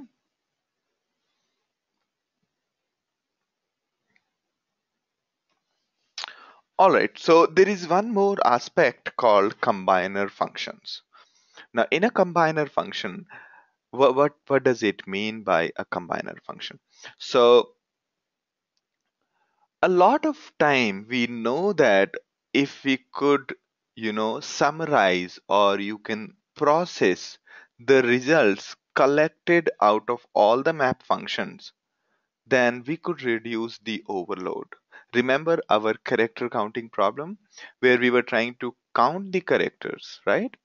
Now, if we could just count the characters on each node separately and then transmit the result to the reducer and then count the summation all of this, it could have been really, really fast. Okay, results of all the map functions executed on individual mapper, if we con- do a summarization or do the processing of that result on the individual node, then we might have a very small data to transfer to a central location or to the reducer. Now, to do exactly that, we need to do something called reducing on the individual node, and it's called combiner. So what happens is, let me try to increase the size. Yeah, now I think it would be more visible to you. So the data from mappers is coming. The data is being gathered by combined by something called combiner. Okay, then it is partitioned. Okay, please note that the combining happens before the partitioning. Okay, we haven't demonstrated in the previous diagram to keep the diagram a little bit simple, but here the combining is happening. Also, combining is an optional step. Okay, by default, there is no combiner. By default, there is no combiner, and partitioning happens over full data. Now, so combiner looks like a reducer, and it's called a reducer on the each node. Therefore, the definition of combiner is exactly like reducer. Okay, the only difference between the combiner and reducer is this. Okay, that combiner is applied on subsections of your keys and values. As and when the data is coming, combiner is being applied. Okay. Therefore, unlike our reducer, where all the values were present in a single shot, here that's not true. All the values for a key may not be available at the same time. The way a combiner is applied is on fewer values again and again the combiner is applied and result is accumulated. For example, let's say we are trying to combine 0, 20, 10 and 25. These are the values of a key and we are trying to combine those using a function called max. So max might get executed first on 0 and 20, then then max will be applied on 10 or 25, and the result of both the maxes might again be combined using the same max function. So your function should be such that no matter how many times it is applied on the input data, you should always get the same result. All right. For example, it could be applied in the way that we applied max on 0, 20, 10 once, and then the resulting of that one is again the result of max of 0, 20, 10. The first three values will be 20, and we can apply max on 20 and 25. The result will always be 25, right? Therefore, max is a valid combiner. There are not all reducers are a valid combiner. Not all reducers qualify as a valid combiner. The reason is not all functions are combinable, meaning not all functions have this property that if they are applied again and again on the values, you will always get the correct result. Let's take a case of average or mean. How do we compute average? We sum up all the values, divide by a number that is our average, right? Now, if you have to compute the average, and you can you compute average in parts? As in, first we computed average of 0 and 20, then 10 and 25. The result is 10, comma 17.5. Here you can see that. And then you again compute the average of this one. Now that is different. It is 13.75, correct? While our actual average was 11.25. Similarly, if we are doing the average of 0, 10, 20, and then average of 25 is 25, now you can see that the answer is different. Do you see that? So not all functions can be qualified as valid combiner function. And the reason is that combiner is being applied on as and when values are accumulated. Okay, not a, not after the whole process has finished. Not after the whole process is finished. Otherwise, the combiner would be humongously inefficient.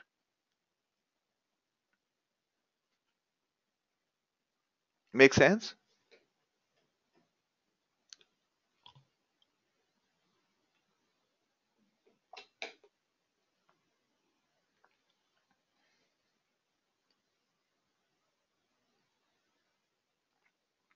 So now question to you, all of you, is that is a function like f a comma b comma c, what does this function do? This function basically computes the summation, square root of summation of squares. Okay, so our function f, which is our reduce function, which will take all these values and compute the square root of summation of squares of each individual number. Is this a valid combiner? If we are writing a code in Java and writing this thing, which is returning the square root of sum of squares of each individual numbers, do you think it is a valid combiner? Yeah, anyone? So the way max, min, sum was a valid combiner, while average is not a valid combiner. Do you think our function f, which is basically doing square root of summation of squares, do you think this function is a valid combiner? Anyone? Quickly. Matthew says no. Deepak says no.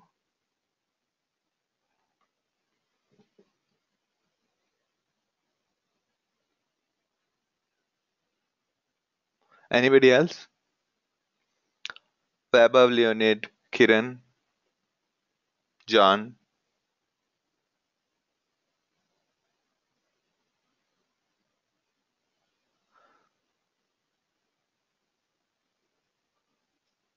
This is a good name for these kind of function. We call them we call them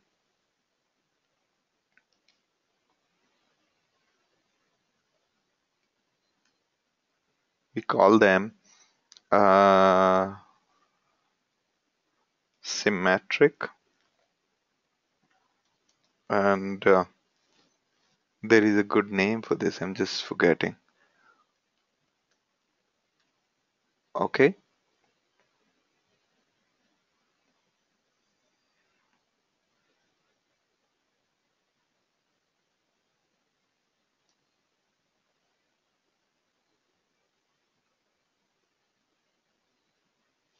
Kiran says it should satisfy associative property.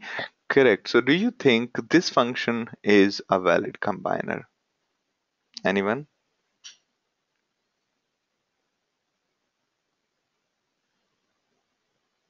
Yes.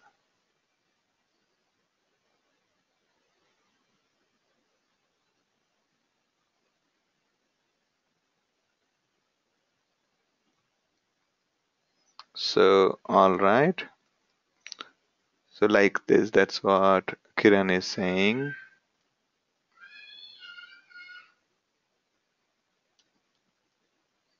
All right. All right, this is what Kiran is saying. All right, and okay. So, okay, let's just try to do a little bit of maths. Okay, the question is this function a valid combiner? Right, this is what we are trying to do. All right, now,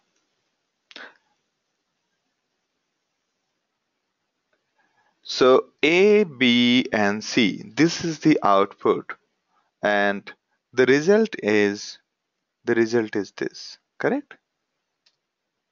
Now let's try to break it. Let's try to break it. For A comma B, the result would be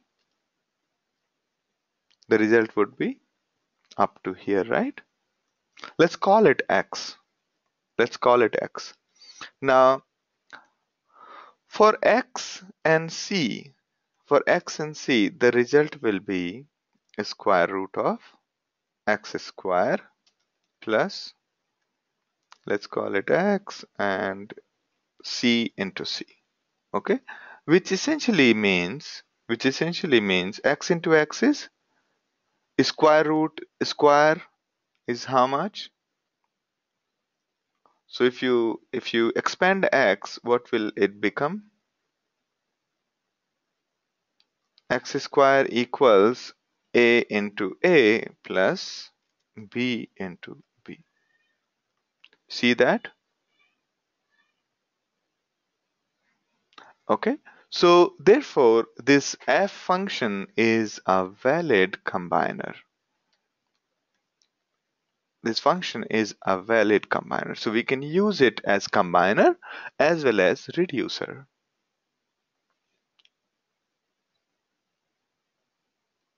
Is everybody okay with the definition of combiner?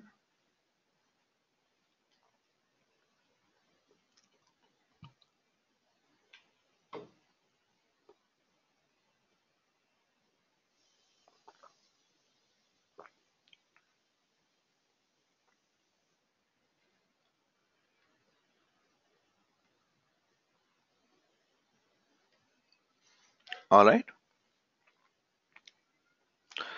Now, moving on to something called job chaining. Although it sounds like a big deal, but job chaining is not really that big a deal. Okay. The way we do the job chaining is simple, like the way we do in Unix. So in Unix, if you are on the command line and you say echo hi and then ampersand ampersand echo how, or you say sleep here, you say sleep for 10, and then you say and you say echo woke up. Okay, 10 will be a little too much. Let's say 4 seconds. Now you see, uh, first it executed high, then it went off to sleep, and then woke up. Okay, and if this was successful, so the way it happens is if the first command is successful, then the second is executed, and then if the second is successful, then the third is executed. If you put semicolon instead of ampersand, if you put semicolon instead of ampersand, then the second command will get executed even if these previous ones have failed. Okay? And if you put ampersand over any command, it runs in the background. It runs in the background. Okay? So lot of chaining you can do from the Unix command itself. Here we have chained echo, sleep, and again echo in a sequence. Okay? We could make it parallel by putting ampersand, single ampersand after each of the command and putting brackets around it. Okay, so essentially when you have this multiple jobs, when you have to do things like in our democracy problem, we had two mapper and reducers. We needed to chain them, meaning run the second mapper reducer only after the first one is successful. So one way is using the command line. Second way is using our Java code in which we have two job definition and we say if job one dot wait for completion true, when this one finishes, only then job two dot wait for completion would happen. This one, that too, if this one finished successfully, only then the second one would happen. Okay, now there are few more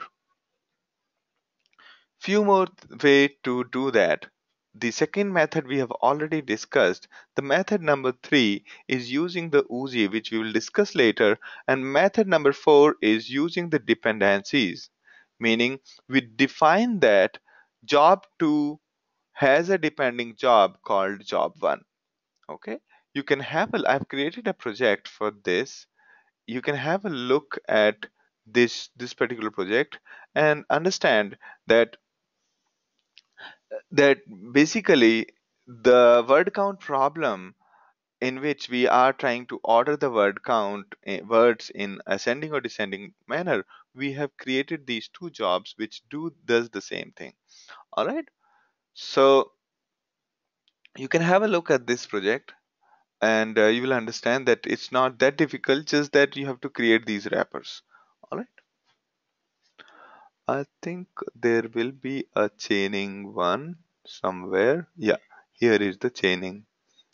Okay, so I have defined job 1, did everything what we did.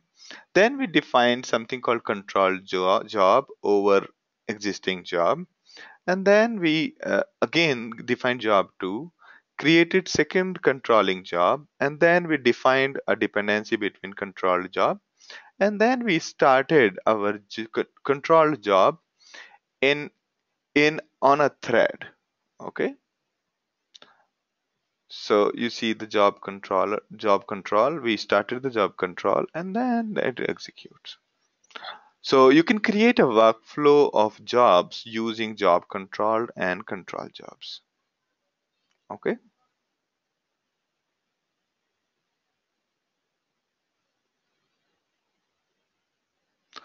all right, so that was about job chaining.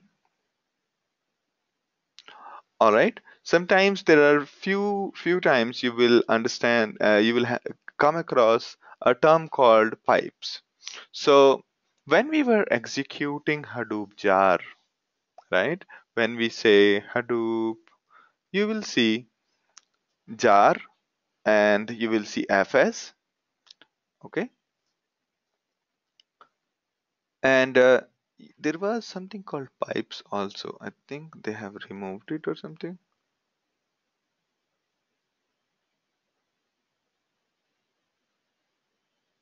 Yeah, it is there. Although, yeah, here it says that Hadoop pipes, they you have to define input folder, output folder, jars, input class, and so on.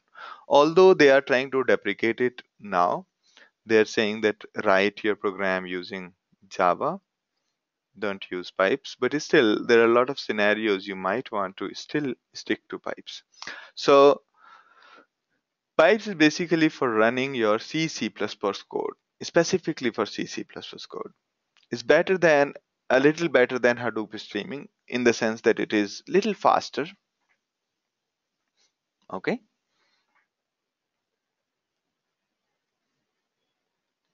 you can execute it like Hadoop pipes and give the input and output folder. That's all. All right. So that was about the pipes. Now, next thing is very in little important. The way jobs are executed, you will be surprised.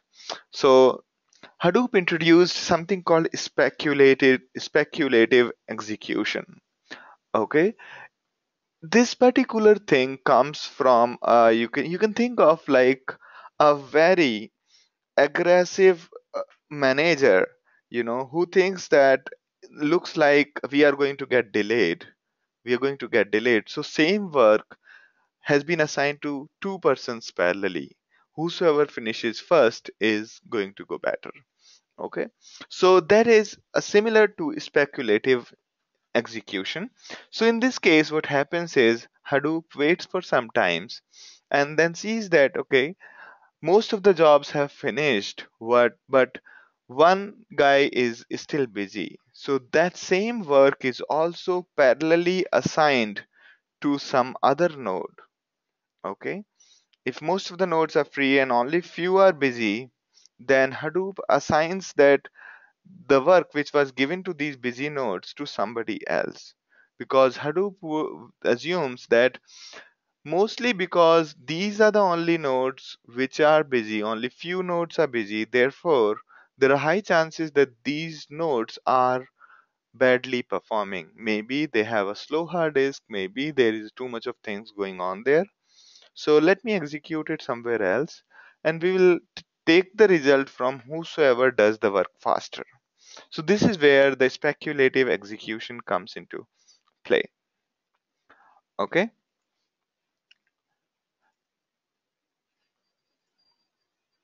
Now, there is another advanced concept. We call it data locality optimization. Although we had been talking about it for quite some time, we had been talking about it for quite some time.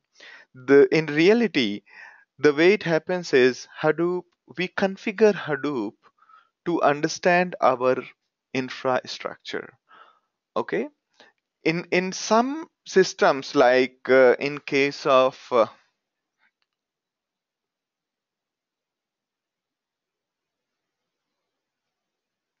so Kiran's question is this internal or do we need to do any configuration for speculative?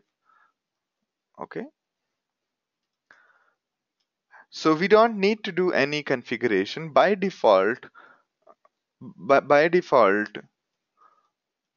Hadoop takes care of it. All right.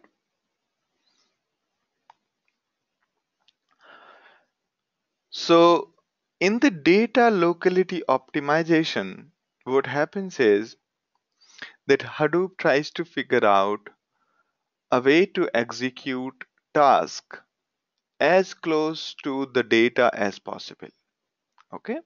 In this diagram, you can have a look at it. There is a data center. There are racks. Racks are like a small local area network. Basically, a rack is an almirah in which you put these nodes, put these computers, and then connect them together. So on each rack there are nodes, meaning there are computers, and all the nodes on each rack are connected together to form a local area network. So the transfer from a node to another node on the same rack is faster than two different nodes on two different racks. Okay.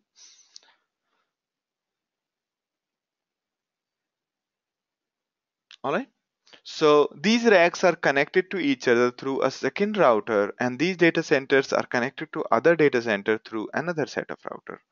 Okay. So the best case scenario for Hadoop is when the data, which is blue, and I think this is green, I don't know.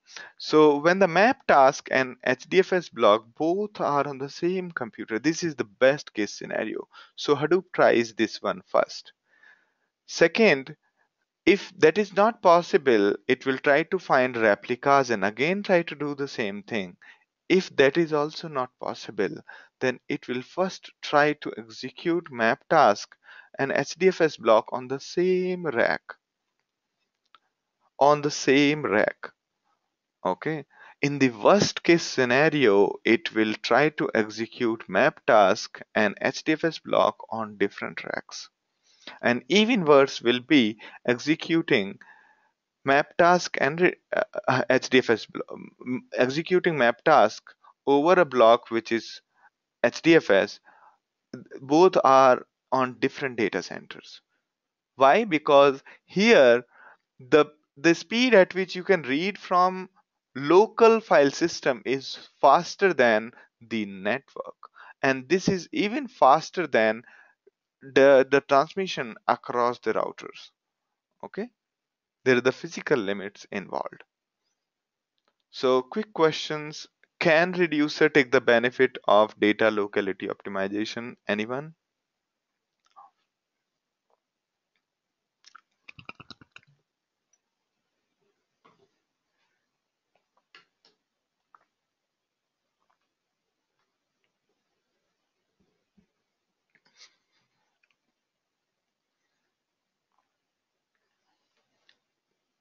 No, it should not. It cannot. Okay? Because for a reducer, the data comes from multiple nodes, and Hadoop avoids executing reducer on the same nodes because those nodes are anyway busy. Therefore, reducer is generally executed on a different node than mapper nodes. Therefore, reducer cannot take the benefit of data locality optimization.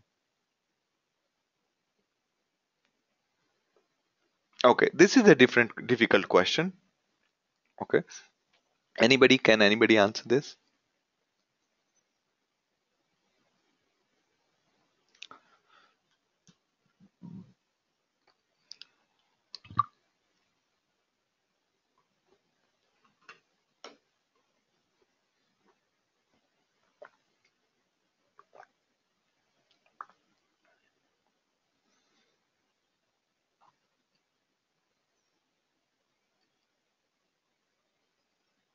Yeah, anyone? So if you have to store file with replication factor of 3, on which all nodes will Hadoop store the replica for a particular block? Okay.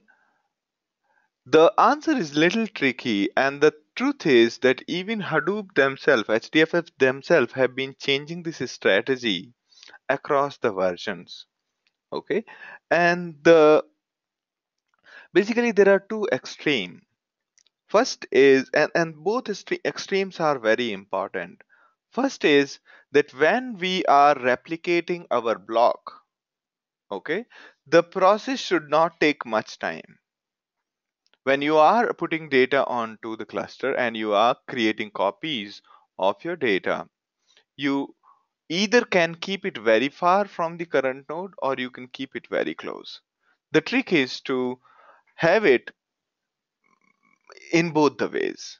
Okay, why should we keep it closer? First, the replication will finish quickly. Second, in case our map task has failed on one node, we can quickly give the work to the next mapper work. And therefore, the mapper data does not have to travel too far for the reducer. If our one map task is here and other map task is really far, so the data from map task has to travel back to reducer and it will take more time, right? So that is one thing. So the first intention is to keep the data as close as possible. Second intention is to keep the data as far as possible, meaning it, and why would you want to keep it far? Because if there is a fire in a data center, okay, if there is a fire in the data center, the data in another data center would survive. Therefore, our tendency is also to keep a copy as far as possible. So the strategy that works out is that first copy of the data will be on the local node, as in when you are copying, like the way we do Hadoop fs copy my file, that first copy is always on the local node. Okay, then second is on the same rack but different node. Okay, no two copies are on the same node. The third one will be off the rack. Okay, why off the rack? Because in case there's a fire in this rack, at least some data will be surviving. And why on the same rack, the second copy in the same rack? So that in case first task did not finish quickly, the work can quickly be given to another node, and our reducer uh, and the data will not take too much time to travel to reducer.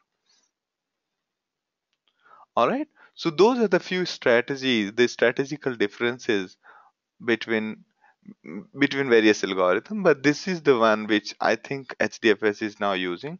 I hope they have not changed in the last few months. All right. So unlike MongoDB or unlike Zookeeper, Hadoop has to be configured to reflect this topology. Hadoop does not automatically figure out that these are the nodes existing in the one rack, these are the nodes existing in another. Hadoop doesn't do that. We will have to do that ourselves. In case of MongoDB or Zookeeper, these machines, these nodes keep on pinging each other in case of MongoDB and figure out which node is closer to which one based on the time taken by the ping. Okay, but in case of MapReduce, you have to configure it.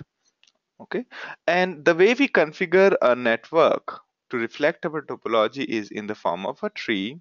We create a tree such that rack is a parent node to all the nodes, switch is the parent node to all the racks, and data center is basically represented by the switch, and there could be your whole organization where with having multiple switches, meaning multiple data centers. So if you look at it closely, it could also be represented like a folder structure, because folder structure is basically a tree. So s1 slash r1 slash n1 represents the node 1, s1 slash r1 slash n2 is second node, and so on. All right.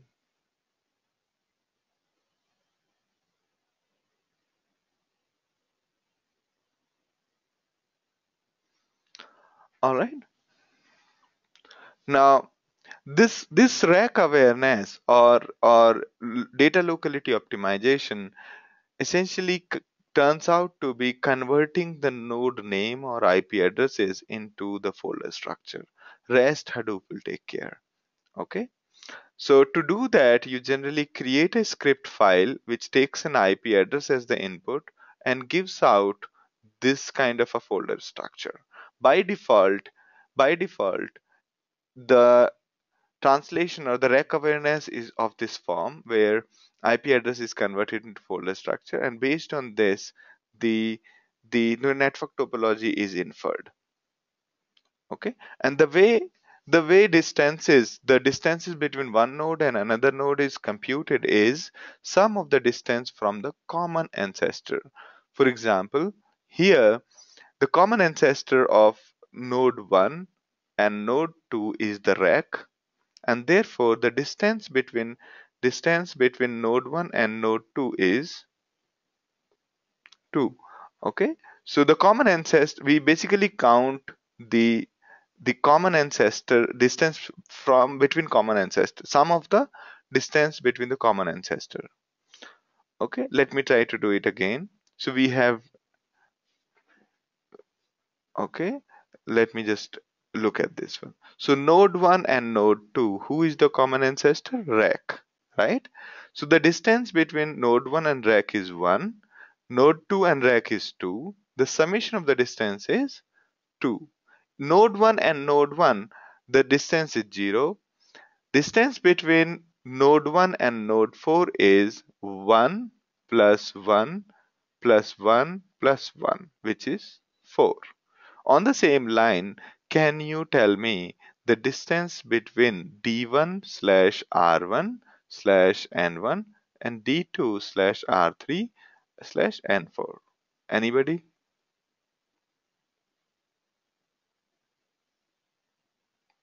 Okay, let me just fill in the blanks. So what is the distance? Okay, let's start from the beginning. So node 1 and node 1, what is the distance? Anybody? What is the distance between node 1 and node 1? As we said, the distance is summation of the distance between the parent node and itself. And node 1 and node 2, anybody? Node 1 and node 2? No, it is 2. Okay, as we said here, as we said, sum of the distances from common ancestor. Okay, node 1 and node 2, the distance between node 1 and node 2 is 1 plus 1, which is 2. All right, sum of the distances between the common ancestors. Right, now node 1 and node 3, node 1 which is on one rack and node 3 which is on a different rack.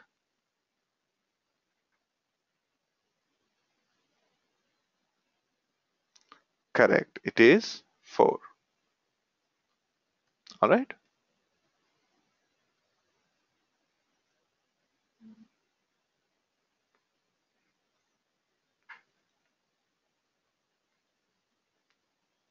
and this one, the last one,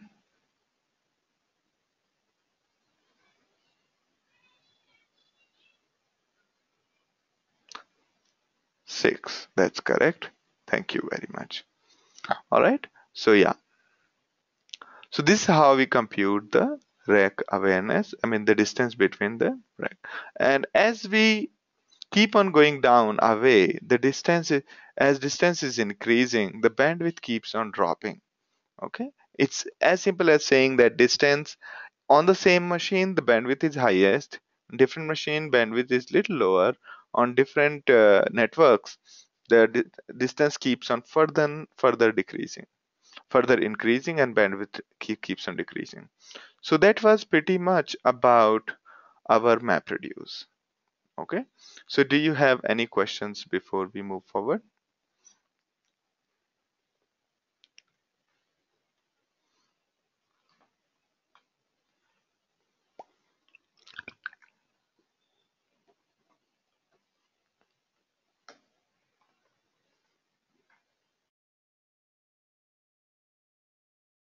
Yeah,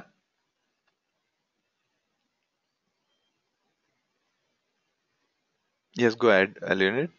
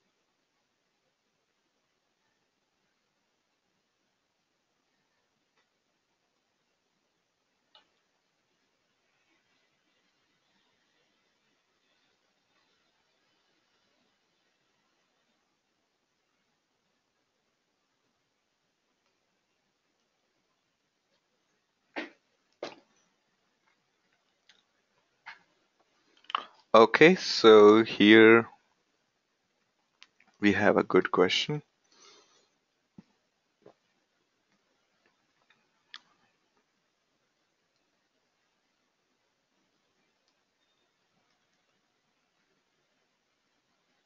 All right, so okay, so Leonid's question is, would you go over how to compute, understand whether MapReduce algorithm will be more efficient than the traditional DBs given various inputs? Actually, it's a less of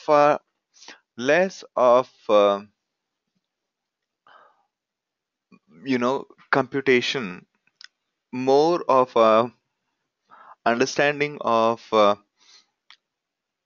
data. So as a thumb rule, as in you will have to do a little bit of experiment first. You'll have to do a little bit of experiment to figure out whether you should go distributed or you stay on a single machine. Okay, as a thumb rule, whenever you have to process some data which is beyond 15 gigabytes of data, you generally start moving towards the distributed computing. Okay, but having said that, there's just a general, very vague thumb rule. The more important is that you realize that how much time it's taking to transmit your data across the network in when you are executing a single node, and how much time it's taking to read file from system. So it's more of back of the envelope calculation. Okay, more of back of the envelope calculation. Okay, as I was telling you that it takes around 5 seconds to read 1 GB of data. If you have that in mind and you know what kind of computation are you doing, then you will inevitably, if your data is going bigger and bigger, you will have to think about how much time will it take to read that kind of data on a single machine or in a standard database. And then based on the time computation in terms of IOs, in terms of CPU, in terms of RAM, you you would decide whether you need a separate machine or not. Okay. The in the f- but in the final session, in session number 11, most likely, we will have this discussion on an overview of various databases or various NoSQL databases available. And we will do a little overview of all of those so that you can decide which distributed NoSQL you have to go for.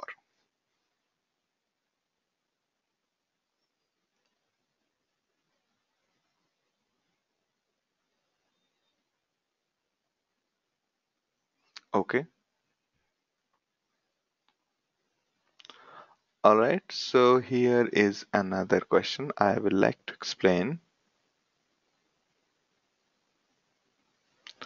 Okay. Now, all right, I think it's a fair idea to actually answer these questions before moving forward. These because these are very important questions, and probably all of you will face these things at various times. Okay. Now, so another question is, my team is struggling with determining the minimum number of nodes that should be set up in Hadoop cluster so that this test cluster can be used for comparative performance analysis. Okay. So as a thumb rule, in case of HDFS, you generally have to set up at least three to four nodes. Okay. At least 3 to 4 nodes. 3 to 4 nodes to get the results. All right. If you have set up less than 3 to 4 nodes, it wouldn't make much sense. Even in the test, when you are testing the performance, even in that, it'll take 3 to 4 nodes. Okay. And as a thumb rule, I mean, the more important than the CPU, more important than the CPU, more important than CPU is the disk IO. Okay, so whenever you are doing the computation, think about all the data that you're going to read, and then do the back calculation based on 1 GB is equal to around 5 seconds. Okay, and and based on that you can do your lot of computations in in order to reach a conclusion.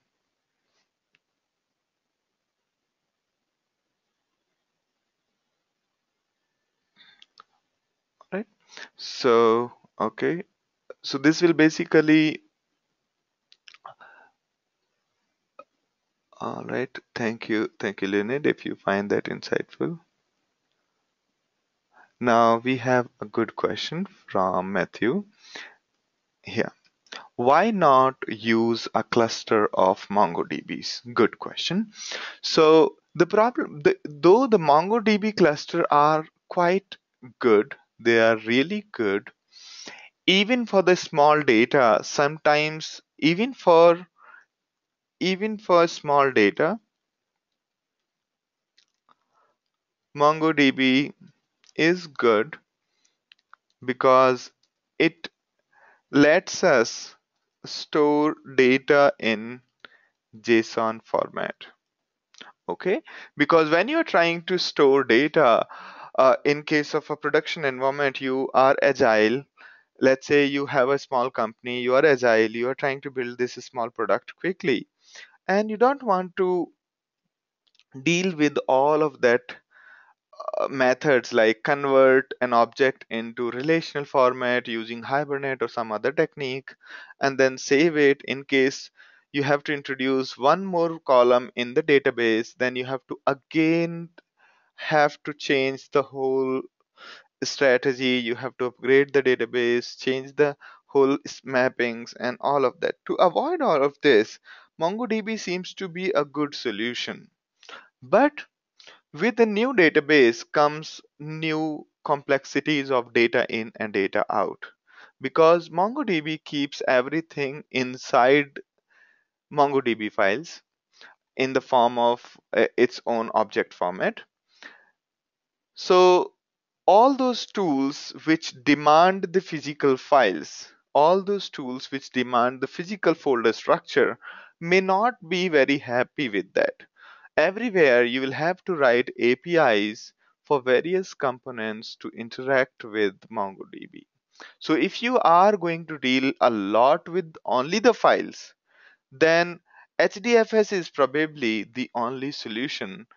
While if you are trying to have only a web application, you do not want to deal with any other application, and there is no other application who is going to deal with your data, then MongoDB is a good fit.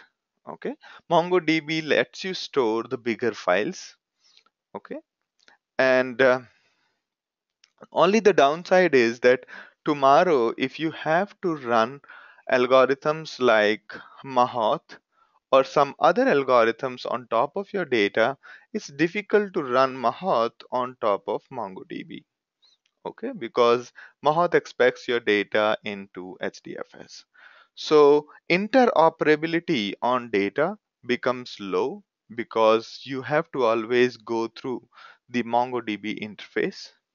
Okay, while building the web app becomes really easy. All you have to do is save the object in the form of JSON, and using JSON you can represent any kind of a object. Okay, hope I have answered your question, Matthew.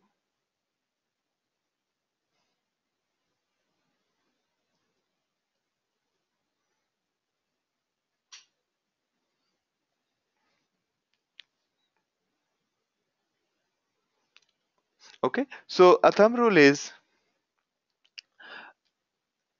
if I mean, for a web app kind of scenario, web app in which you want to go agile, MongoDB is a good solution.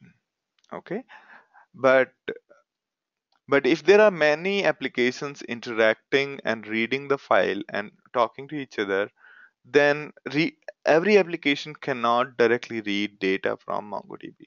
So that becomes a little bit of an issue. All right.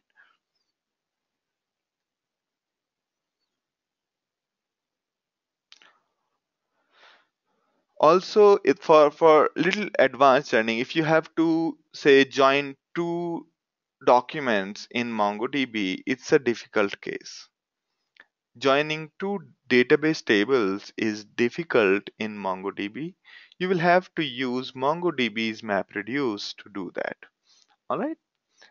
If you have to join two documents, so that becomes a little bit of an issue when you are dealing with MongoDB. Otherwise, it's good to have. All right. Also, there is no straightforward answer to whether to go for MongoDB, Cassandra, or HDFS or Hadoop. It will be from case to case scenario. Okay. If somebody comes up with a case that, okay, this is my use case, then I can think over it and then can give you the answer. Also, you can also think on every dimension. And generally, the good idea is to know about each database, and automatically you will be able to take the call based on your requirement. Okay. That is why we'll take you quickly over these all NoSQLs so that you will be able to take a decision. All right. All right. So let's just say hello to pig and then we can call it a day.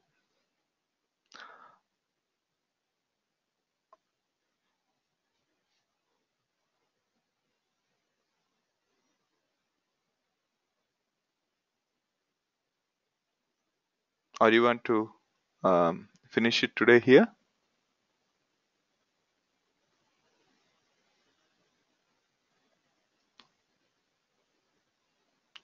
So this basically completes our MapReduce discussion so far.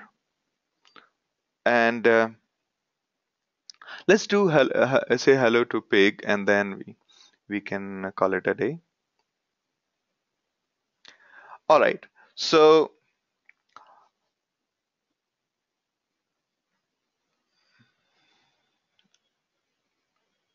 okay. Do you have any follow-up questions? All right. The assignment for today is the same ones. There are no extra, assignments. All you have to do is take all the whatever assignments are there, create your project on GitHub. Okay. Create your project on GitHub. And you can say create after logging in, you can create new repository, give it a name, and then give it a description, make it public and create. And then you put all your solutions over there and send me the link. Okay, send me the link and I'll review it. All right.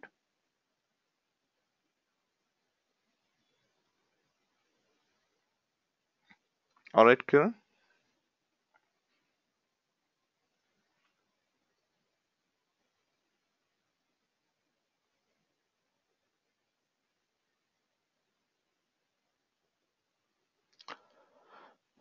So finish all the assignments starting with subjective and the one which we recommendations one and those 5 problems which we have done already, plus the objective questions. Please finish all of those. I have not added more exercises, and those are more than sufficient actually.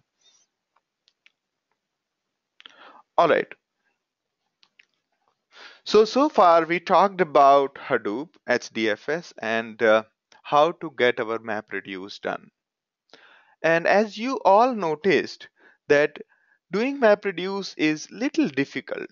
Converting your problems or every problem into a group by statement or into MapReduce statement is a very difficult thing.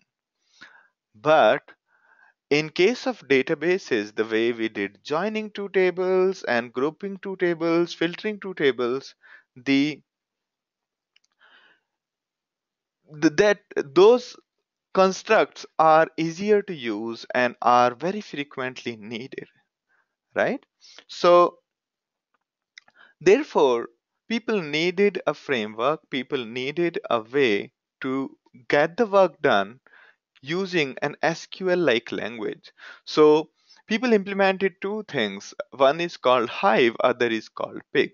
Hive uses exactly the SQL to churn your data, while Pig is a newer kind of language. Pig Latin, as in Pig is the engine and Pig Latin is the language. It's like Pig is the compiler and Pig Latin is the language. So Pig Latin is similar to SQL but heavily tuned for distributed computing. Heavily tuned for distributed computing, no matter what. Okay. So internally, Pig Pig Latin, whatever Pig Latin you write, it is going to get converted into MapReduces. Okay. Although it does not generate the source code and it doesn't generate a Java source code, it internally creates those objects for MapReduce and get it executed. So the idea is instead of fiddling at a low level on MapReduce, you write your logic using SQL kind of language, which is very heavily controllable. Okay. So Pig runs on Hadoop and makes use of both HDFS as well as MapReduce. And Leonid's question is, how tightly are pig hive coupled with MapReduce? Okay, so they are very loosely coupled in both the sense. Okay, yeah. So how tightly are pig hive coupled with MapReduce? So MapReduce can exist without pig or hive. Okay, and as a note that pig is just a client. It's just a client library. There is no server, nothing.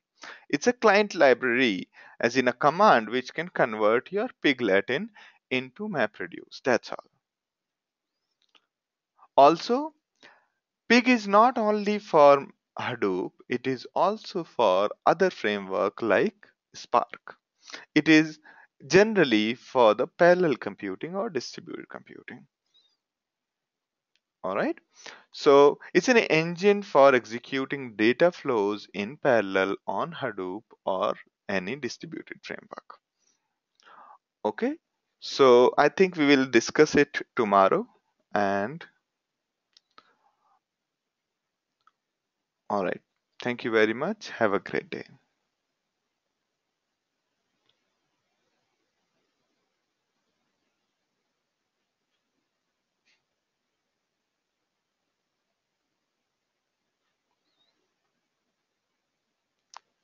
All right. Have a great day. Feel free to, if you have any questions, drop us an email at hadoop@nobigdata.com and we will get back to you.